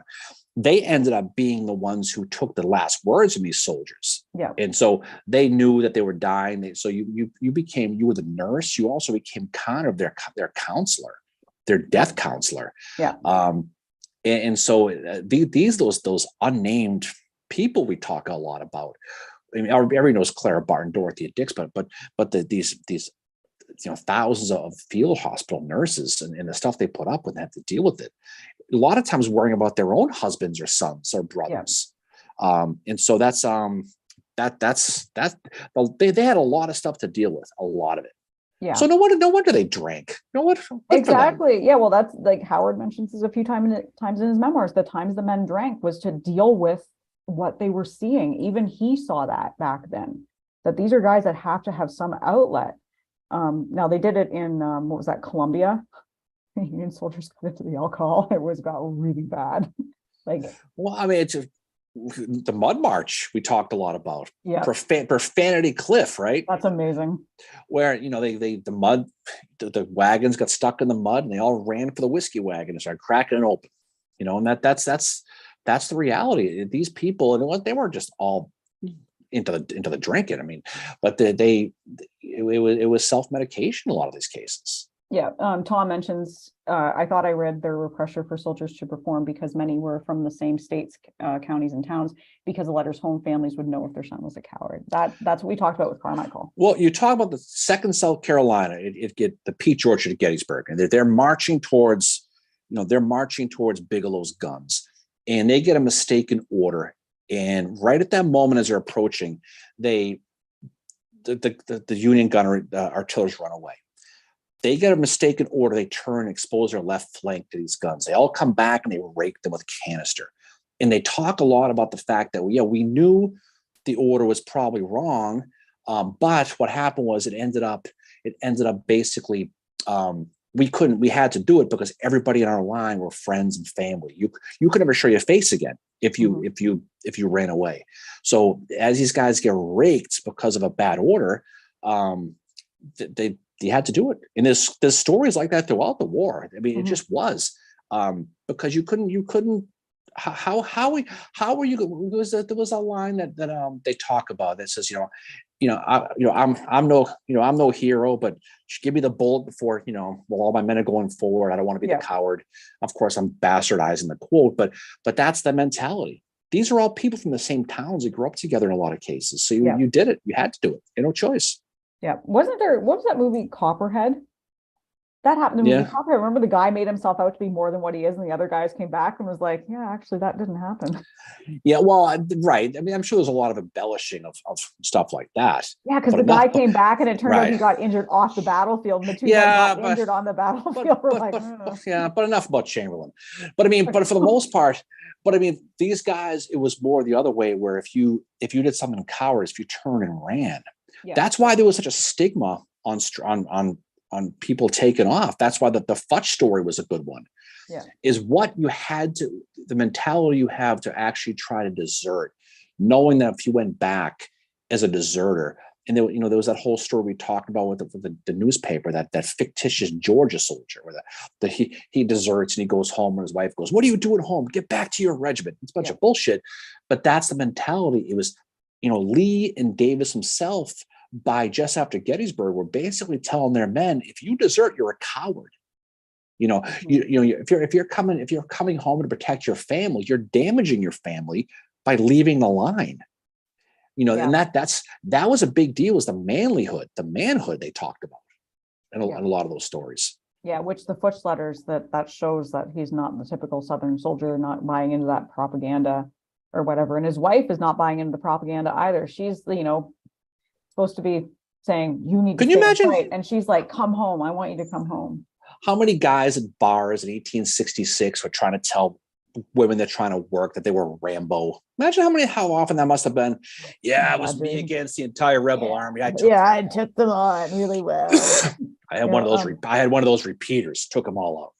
I was with Wilder's Lightning Brigade. I thought you fought for the South. It probably would have worked on Tilly Pierce, probably. Elsie said, then when they do go home, they are likely asked about what happened to their neighbors and friends, and they have to revisit everything. They have to tell the same stories. Right, there's that too. This is why soldiers tend to hang out with each other, because when you've been through something bad, you hang out with who you relate to, because you go home and you try and tell the story and nobody relates to you, right? So, I mean, it happened to one of my grandfathers after World War II. He never talked about the war with his family, but he went and hung out with his friends all the time, and they drank as a way to deal with it. But they talked about the war, because you talk about it, who can relate to what you've seen. There's that shared experience that Yeah. it doesn't matter if you don't Yeah. have anything in common with them. Yeah. My grandfather fought the Battle of the Bulge, and he would, to his dying day, he would never tell me anything that happened about it. I tried like hell. He had a bullet wound on his hand, on his arm there. To his dying day, he says he would never tell me what happened. But he would get together with his friends, all his friends. Well, we smelled like whiskey all the time, and they would talk war stories. But it was a Band of Brothers thing. I mean, as a 5, 6, 7-year-old kid, war. What'd you do in the war? But they don't talk about it to outsiders. My grandfather, who unfortunately passed away my mom's dad passed away in 1960, so I didn't get to meet him. But he was involved in the liberation of concentration camp, and that's all they knew. But he never talked about it. No. Yeah. So watching the Band of Brothers episode about that was okay, this is probably what my grandfather saw. MJ mentions Hancock suffered depression post Gettysburg from his wounding. He had a difficult post-war life, including losing both his children. Yeah, see, and that's just like Longstreet. That happened to him as well, like losing all those. It happened to Sherman after Vicksburg when he brought his little Willie, his favorite son. Yeah. Sherman did play favorites, which is evident. I mean, all of them. I mean, you want to keep the name going. Jeb Stuart, I think it was his son had a child named Jeb III who died at childbirth. And then they had another kid named him Jeb again because they wanted to keep the name going. Yeah. And they called the first one Little Jeb, and he's buried over there at Richmond. But that's how it was. It was all that stuff, Yeah, no, it is a very there's this whole human terrible side that we don't really look at, that it's like these aren't just like dots on a map kind of thing. They're not robots, they're humans, and they what's going on to them in the day-to-day factors into how they're going to fight at a battle. I mean, Sherman had a shitty day at Missionary Ridge. Was it partly due to the fact that he didn't know what he was doing because he had a bad map? Yep. Was it also partly to do with the fact that he was suffering from his son passing away? Yeah. That too. That all factors into the data, how they're going to fight day to day. And they kind of have to it's like, hey, I've lost my kid. I have to be a general still. I have to do my job. But he doesn't have a great day at Missionary Ridge. Now, then again, going up against Pat Claiborne, I don't think anybody would have a good day at Missionary Ridge. But yeah, there was that really cool quote I found that I read to you this morning about, found an article, again, it was when I was doing some research for Pickett's Mills, but it talks about how Sherman, 20 years after the war, he's getting together with one of his Confederate friends. They're having beer and they start talking, and Sherman asked the guy, he's like, okay, yeah, so who did you fight under? And the guy was like, I fought under Pat Claiborne. And Sherman apparently raised his glass and said, we have to have a toast to Pat Claiborne, because every time we saw Claiborne, we knew we had to fight. Yeah. And so Claiborne had this, that's everything you need to know right there. That's the thing, is some of the post-war older stories. Stories, I didn't know that story. And that story to me, that's so cool. There they are 20 years later, and Sherman is toasting Pat Claiborne and saying, he was the best. He said he was the best division commander you guys had in that army. No, I mean, we've talked about this over and over and over again, but the Claibornes, the Gordons, a lot of the better guys were the non-military trained guys in a lot of cases. Gordon was an attorney. He was a captain of those Raccoon Roughs out of Alabama. That's an amazing name. Yeah, he became the colonel of the 6th Alabama. Him and his brother, and he whatever it is, he had it. Hancock had it, whatever it was. Yeah. A lot of them just did. Certain people at certain times. Augustus Van Horn Ellis, who mentioned the Orange Blossom Brigades at Gettysburg, that he had that moment there at the triangular field. The men must see us today. Major Cromwell, get on your horse. We have to do it. That whatever that it is, those guys had it. Yeah. And nothing against the other ones, but there's a lot of people who did a lot of good things too. Allegheny Johnson, we talked about. He gets that shot in the foot at McDowell, and he has that club, and he's still doing his thing. But there are certain people who just had that sixth sense, and they exuded leadership. Those guys I mentioned definitely did, and that's why they're remembered today for the most part. Exactly. I'm just gonna put this, Frank asked about this, the article that I read. And there's a lot of guys like that. I mean, by there's all no means. I mean, Brian's on here, so I don't want to leave Phil Carney out. He was Actually, another Charles one, just right? mentioned Carney. Well, okay, good, but he's one who Yeah. wrote, with Stevens at Chantilly, right to the front, balls to the wall. It's a different breed to do that stuff. Oh, it And is. that, Robert Gould Shaw, Battery Wagner, we talked a lot about, Charles Tilden, Gettysburg. You pick one. There's so many people, this to do what they did in these situations. Yeah, you had to have that gene in your blood that just allowed you to do it. Yeah. And a lot of people had, a lot of people didn't. Yep. I definitely agree with you. Carney definitely didn't. He's one of the ones in the Eastern Theater or the Look at Union side. AQ's gone. Look at Francis Barlow. This dude Yeah. got wounded every time he stepped outside. He got hurt, and this guy almost every battle he fought, and he was injured. But you know what? He was energized a bunny. He kept coming back. You couldn't stop him. That would be an amazing meme. But he survived. He survived the war, and a lot of them did. Yeah. And a lot of these guys, your boy Howard, he loses his arm there at Seven Pines. Yep. He's back by Second Manassas. Yep. I mean, think about it. I know people at work who've been out of work 6 months, and they go, who the hell knows why? But this is the reality: is you had to come back because it was that that chivalry you had to, because you were embarrassed not to.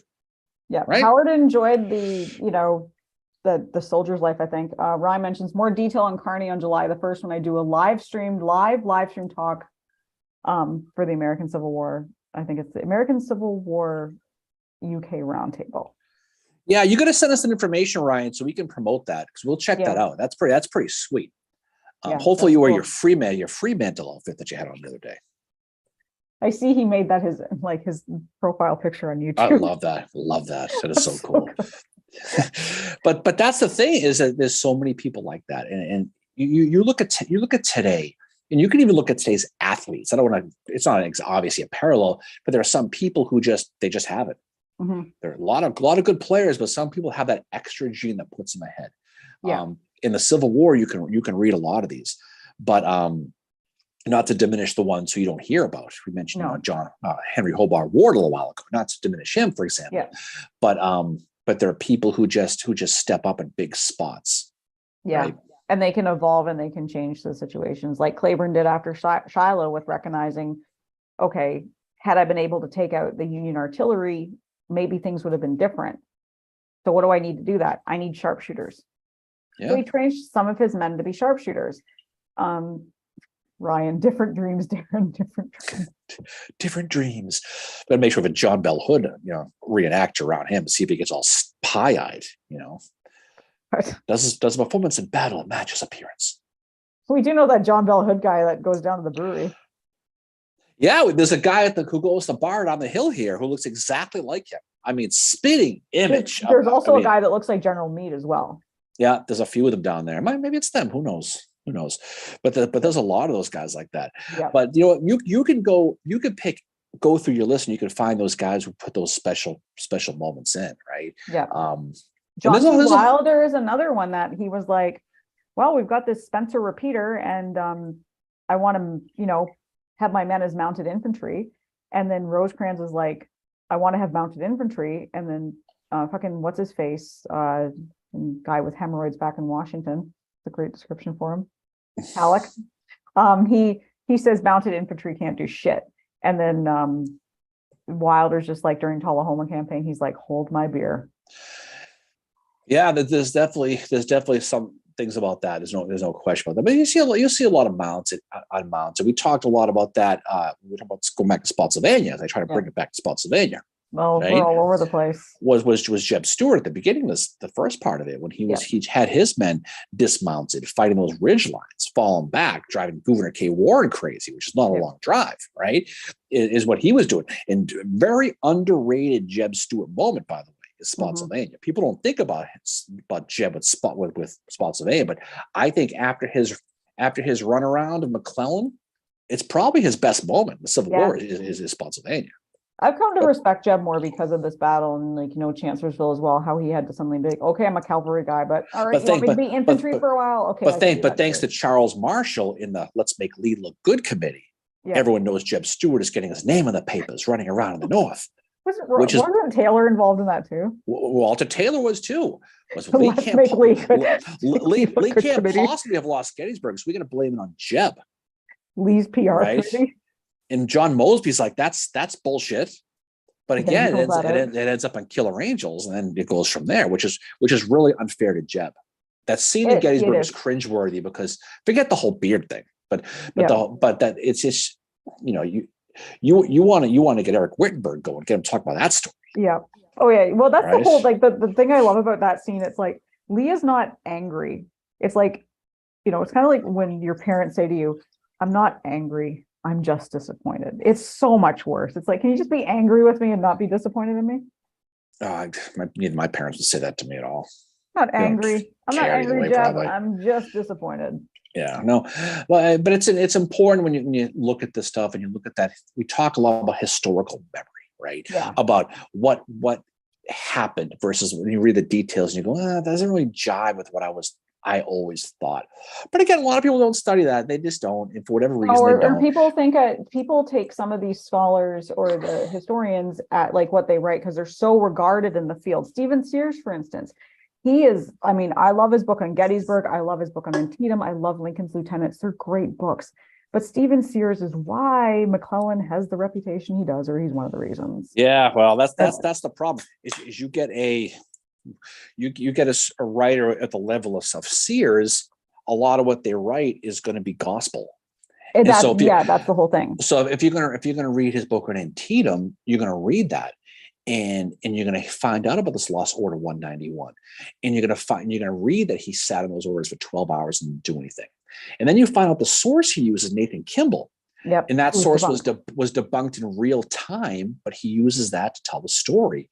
It doesn't explain how the Battle of South Mountain happened so quickly. No, and I've always wondered, like, how does South Mountain happen as quick as it does if McClellan is sitting on his ass for 12 to 16 hours? So again, that's why you got to question what you read as much as you possibly can. Yeah, and there's that new book out about McClellan called The Tale Untwisted, which I know our friend Shanna, she loves McClellan. And she said it's a great book, and it totally debunks the whole. And I don't want to sit here and be some McClellan fanboy here either, because the guy kicked himself in the junk over and over and over again. Oh, he did. He's not. But he you read some of these authors, you would think that he kidnapped the Lindbergh baby, for Christ's sakes, right? Well, that's what I say about Howard with Sears. Sears treats Howard like he made he blames Howard for everything, including the dinosaurs going extinct. He probably did do that, though. He probably did do that. You know, he could have saved that goat. He could have. Back to Jurassic Park. He could have saved that goat. Poor Hancock. Hancock. He was the goat. It's Spotsylvania. Oh, right. So Howard could have saved him? No, Howard probably would have taken off. But I mean, for the most part, but that's the thing, is you read these stories and you find out more. And then it's the more you read, you question it, and you sit there and stuff makes sense, stuff doesn't make sense as you go forward with it. Yeah. But I enjoy it, though. That's what's great about it, is you get this stuff, it gets in your blood after a while. You become a complete shut-in loser like me who reads this stuff all the time. Well, me too. Like, look at me. I'm reading about, you're having to come out and tell me, like, we're doing a Facebook Live or we're doing a YouTube live stream in like 10 minutes. Can you put your book down? And then you gotta get your makeup on. Okay. I wake up like this. But that's important, though, as you read this, though, because you can tell who's read what by debates you have. And I've had some of the best debates. I don't mean arguments. I mean like just conversations in some of these bars and some of these battlefields. And you can talk to them. And if you read enough, you can tell in 5 minutes who they've read. You've read Fonz. Yeah. You know, oh, you read Shelby Foote, did you? Okay. So you and that's how it is. But nothing against Shelby, but I'm just saying you can tell by what they're reading. But again, that's what's cool about it. Is no one knows everything. And anybody who tells you your opinion's wrong is full of shit, because their opinions know more. I don't care who they are. You know, some of our friends who do this, Kent Masters and Brown, we disagree on Howard with him. We disagree on Sickles with him. Yeah. But you can have your fun with it and talk about it, because there's so many different ways you can look at it. Yeah, it's all in how you interpret the sources, you know, with it. And it doesn't mean it's like, and also just because if I'm saying Rosecrans was a great general does not mean I'm putting General Grant down, although some people feel that way. I'm pretty sure it does. Like, I don't know why. I mean, the Grant community is like, Hey, the man did not walk on water. I mean, he Well, might have been. I think that when you say the insert name here, community, that's part of the problem. Yeah. I mean, the Lincoln community, right? Yeah, And that's another reason why we have the opinion we do of McClellan, because any biography about Lincoln, you will not find it criticizing Lincoln, saying like, okay, well, guess what? Like McClellan, yeah, he was a lot of things, but Lincoln was making things really hard for him well, during, you gotta keep. during Antietam. Well, Antietam certainly, but I mean, you want to talk about And McClellan? he You took talk the troops. or take it. Irving McDowell's all those troops away during the Peninsula campaign without him knowing it. Yeah. But again, this happens a lot. At Spotsylvania, Lee took away all those guns, right? Yeah. So you take it all those cannon away from Ewell at the Muleshoe without even telling Ewell or Allegheny Johnson. I mean, this is what happens. These decisions get made at higher levels and it costs people's lives. Mhm. We talked before, the Sheridan Meade hate led to Sheridan going to kill Jeb Stuart. But how many soldiers died at Spotsylvania because there was no cavalry? Because they had to get Sheridan away from Meade. Yeah. Yeah, exactly. And it's like, and Sherman is one of those guys we were talking yesterday about, Governor K. Warren made his mistakes. He did. But guess who made more mistakes? Sheridan. No, but Sheridan, look, I'm just gonna say it plain, okay? There is no more overrated person in the war than Sheridan. I agree. Sheridan is like, he's the reason why you play scratch tickets. You lose 9 times out of 10, but the 10th time you'll win $5 and you keep going back, right? So he falls on it. He falls on his dick over and over and over again. But then he has Stones River. Okay, all right. Well, maybe you're okay. Yeah. Fall on your dick. Boom, boom, boom, boom, boom. All of a sudden, bang, Cedar Creek. Whoa, well, shit. Okay, then, right? You're good. And then he's making every building in the valley a smokehouse in 1864. But then he goes and gets Jeb Stuart. And he's like, well, now I get a big grave at the cemetery in Arlington with just Sheridan written on it. Right. So he's somebody who fails, but right when you think he's that relationship person who treats you like shit, but every so often they bring you flowers and you go, okay, fine. Right. That's what, right. But that's who Sheridan was, though. But the people who knew Governor K. Warren, George Meade, they knew the emperor had no clothes. And I say emperor because he was 5 feet tall, like Napoleon, right? Yeah. And that's what happened. But Grant loved him, though. Grant loved him. He loved him from Sheridan. And I mean, Warren made mistakes in 1864 and during the Overland campaign. But I mean, Governor K. Warren does amazing things at Gettysburg, and he's still he's still a good general. But yeah, he has his bad days like any of them. He's human. Did he deserve how he was treated to be let go that way? No, he didn't. No. I mean, it is what it is. I mean, but again, it's why you study it, because when you get to know these folks as people and their personalities, and you could do a little bit of armchair psychology and trying to get it into their heads a little bit. You definitely do learn a little bit about them. But it's fun though, as you study these people, because you can realize, you can sit there, just sit down and go, this guy must have hated this guy. He must have. Just think about this, the Sickles, Butterfield, Hooker, the triple X brigade, right? The triple X Corps, that's Jay Price. Right, but think about them and how the Meades or the Chamberlains or the Howards must have felt it with these guys. Yeah, but Howard was invited when Kearney was alive. Howard was invited to those parties. So he was in that kind of inner circle, even though he didn't drink. But don't you see how some of the reputations, they outlived them, though? How people still to this day shit on Sickles. Yeah. And that all becomes of the personal animosity. I mean, this Dan Sickles, he was like, a rock star back in the day, hooking up with the Queen of Spain, and surprised the guy ever wore pants, for God's sakes, after the war. The guy, Mrs. Heimerdinger, the whole deal. But he was somebody who he was an easy target to hit on. Yeah, and he unfortunately still, is, but anybody that doesn't like Sickles, that's totally cool. That's your opinion. We all have our own opinions, but definitely read Hessler's book on it. No, and the thing about even the most vile people you can think of in the Civil War, I just shouldn't say vile, the people who are like universally disliked, guys like Bragg, Hooker, those guys, Rosecrans. You can read them and you realize, okay, the reason why your Pavlovian brain is thinking this guy sucks because you're being fed information by somebody who doesn't like them. The McClellan thing clearly comes from Lincoln people. It's clearly, right? And that's okay. And the Sickles thing comes from, the Meade folks. Gelzo doesn't like Meade. Okay, fine. So and Rosecrans comes from Grant. What Grant wrote about Rosecrans in his memoirs kind of became the gospel. Like Frank says, I need to challenge myself to study the more hated figures, Hood, Bragg, McClellan, Sickles. Yeah, and it's a great, if you don't like them, it's, you study them, you figure out like, whoa, okay. All the crappy people, Nathan Bedford Forrest, Braxton Bragg, Eli Manning, any of the people who are just the garbage human beings, but you can find positive about them if you study them, right?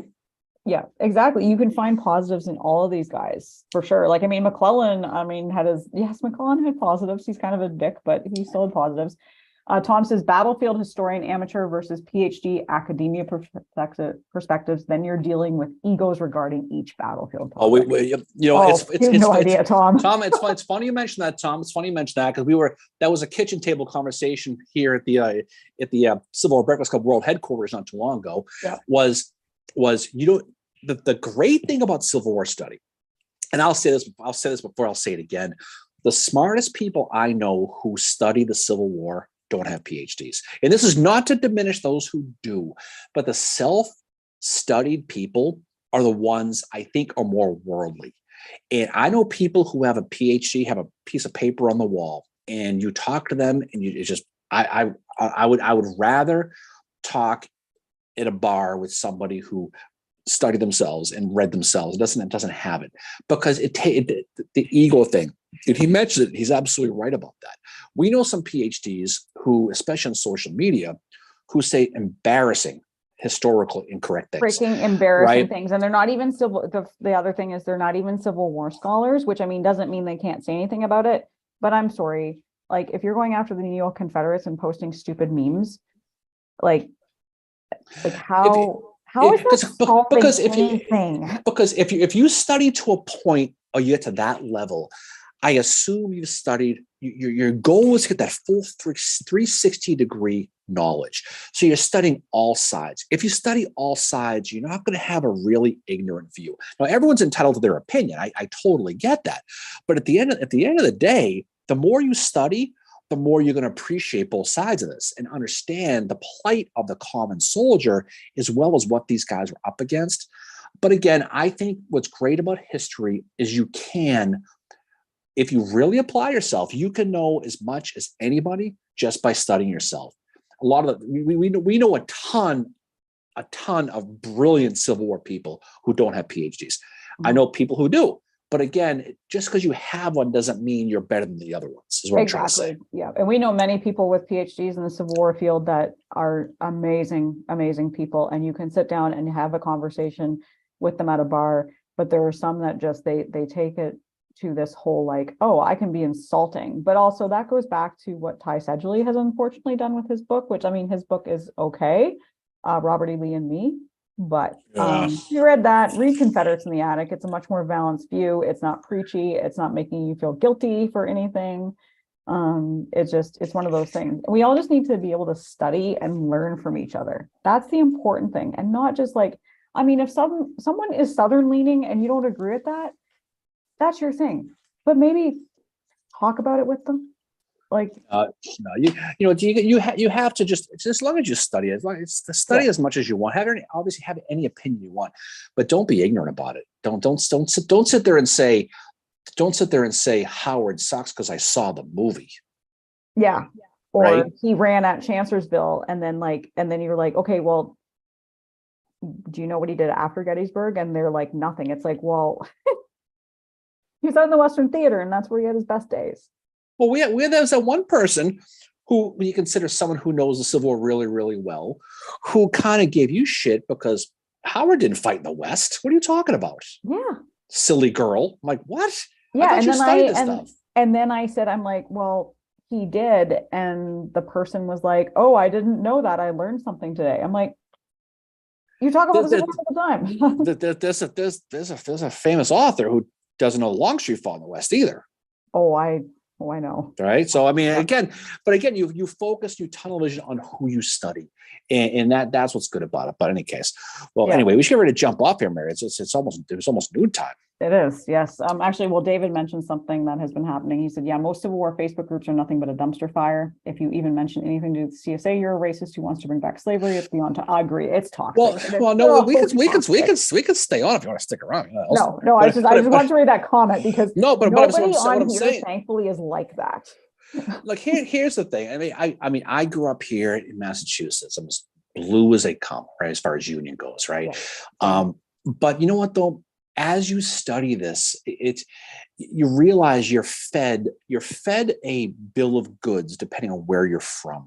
And the wise person will look at the other side and try to get a better idea of what the other side thinks. And you realize the truth is somewhere in the middle. It always has been. It always has been. And we find that unfortunately it's easier to be ignorant and opinionated than to be studied and objective, right? And I find the northern side of it is becoming very opinionated, and they think they can be that way because it's the North and they won. And that's essentially thing. And that's a Ty Sedgwick thing. It's like, thing. no, just because you won doesn't mean, and don't make assumptions on everybody why they fought in the South. Like, yes, it's a terrible cause. It's terrible, but they're also being conscripted. They don't have a choice. No, I mean, you're not going to go to the totally other side, the side that thinks the war was not about slavery and all that stuff. But at the same time, is you realize that not every statue in the South is deserving to be removed. And we talked, and that gets the whole monument thing. And I've kind of changed on this. And this is what's good about it, is being objective is I went from being more harsh on the monuments to being way more tolerant in as far as, I should say tolerance is a bad word, being more understanding and realizing that there's way more to the story about this. And just to take everyone, like anything else, take every person individually, take every monument individually, and not paint with the broad brush. But that's my spiel. Yep. But yeah, we should jump off here because we've had people on here for almost 2 hours we've been on here. So you guys are awesome. Yeah, it's almost noon. You could actually almost have a beer now. It's almost noon time. I've got a couple, so Anyway. But yeah, thank you for everybody for supporting us. When we do this silly little YouTube live stream that we do, we really appreciate the support, as well as through the 108 episodes. So we will be back. Hopefully we're going to record this week. We're just going to see how things go. If not, we will definitely back the week after with the battle at Pickett's Mills, which will be episode 109. We will not be doing a YouTube live stream next weekend because we are going to Canada, but maybe we'll do a Facebook Live from somewhere historical if we can find some more Civil War, some more stuff. We have plans next week to do historical stuff. We know we're going, Mary. We are going to Elmira. Oh yes, we're going to go. So Monday, Memorial Day, we're going to Elmira, and we are going to also visit the grave of David Ireland. So we will, if the internet's okay, we will be doing some Facebook Lives from there. We're going to jump on and do a live Memorial Day sometime during the day from Elmira Prison, Elmira, New York, the Northern Prison. We did Andersonville. Might as well do Elmira too. Talk about that, and then we're going to go to Ireland's grave. We'll have a lot of fun with that. So, and then next episode will be on Pickett's Mill. Pickett's Mills, yep. Right, we'll be doing that probably this week, realistically. But in any case, yeah. So we had a lot of fun stuff going. So just again, we have the event in Gettysburg on the 1st of July at 4:30. Just if you're on our Facebook, you can hit us that you're going. Again, you don't have to.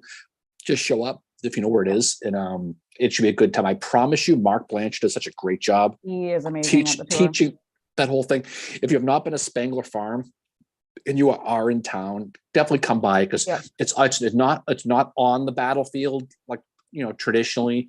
It's not at the Angle or anything like that. It's off a little bit down by the Grant Schoolhouse, but by Powers Hill. But if you haven't been there before, it's a powerful place, and it's interpreted very, very well. It's a beautiful place. And then we're going to get beers afterwards at Foursquare. Yeah. So we'll be posting about that event soon in the next couple of weeks. Miranda mentions that she had a great grandfather that was at Elmira for 9 months as a POW. Okay. So we'll have a lot of and people, you you think of the prisons, you think of Andersonville, you think of Florence, you think of Belle Isle, but you don't think about Douglas. You don't think about Elmira. There's a Union side of it too. So Johnson's Island. So we'll go to Elmira. We're going to go visit that next week. Hopefully the weather is good, and we'll check that out and go see that stuff as well. So we'll have a lot of fun with that. Okay. All right. So Elsie and David, like Elsie quoted your Battlestar Galactica comment, which is from The Office, I think. What I do? Oh yeah. Yeah, and David Maxwell really appreciated it. And that went right over your head, by the way. Oh yeah, whatever. Beer, battlefields, Battlestar Galactica. You have some people that appreciate it. David said he's hoping to be here for the July 1st tour. Hope you are too. Yeah, that'd be cool. And you know what? If you can't make it that the first, if you're around, just hit us up. We're always up for shenanigans. We're always up for a good time. Just like Dan Butterfield, always up for a good time. Of course, Elsie called him Butterball. Butterball, not definitely. All right, Mary, so let's jump off. So everybody have a great rest of the weekend. It's Sunday at noontime. Hopefully you can find some time for the rest of the day. And we'll try to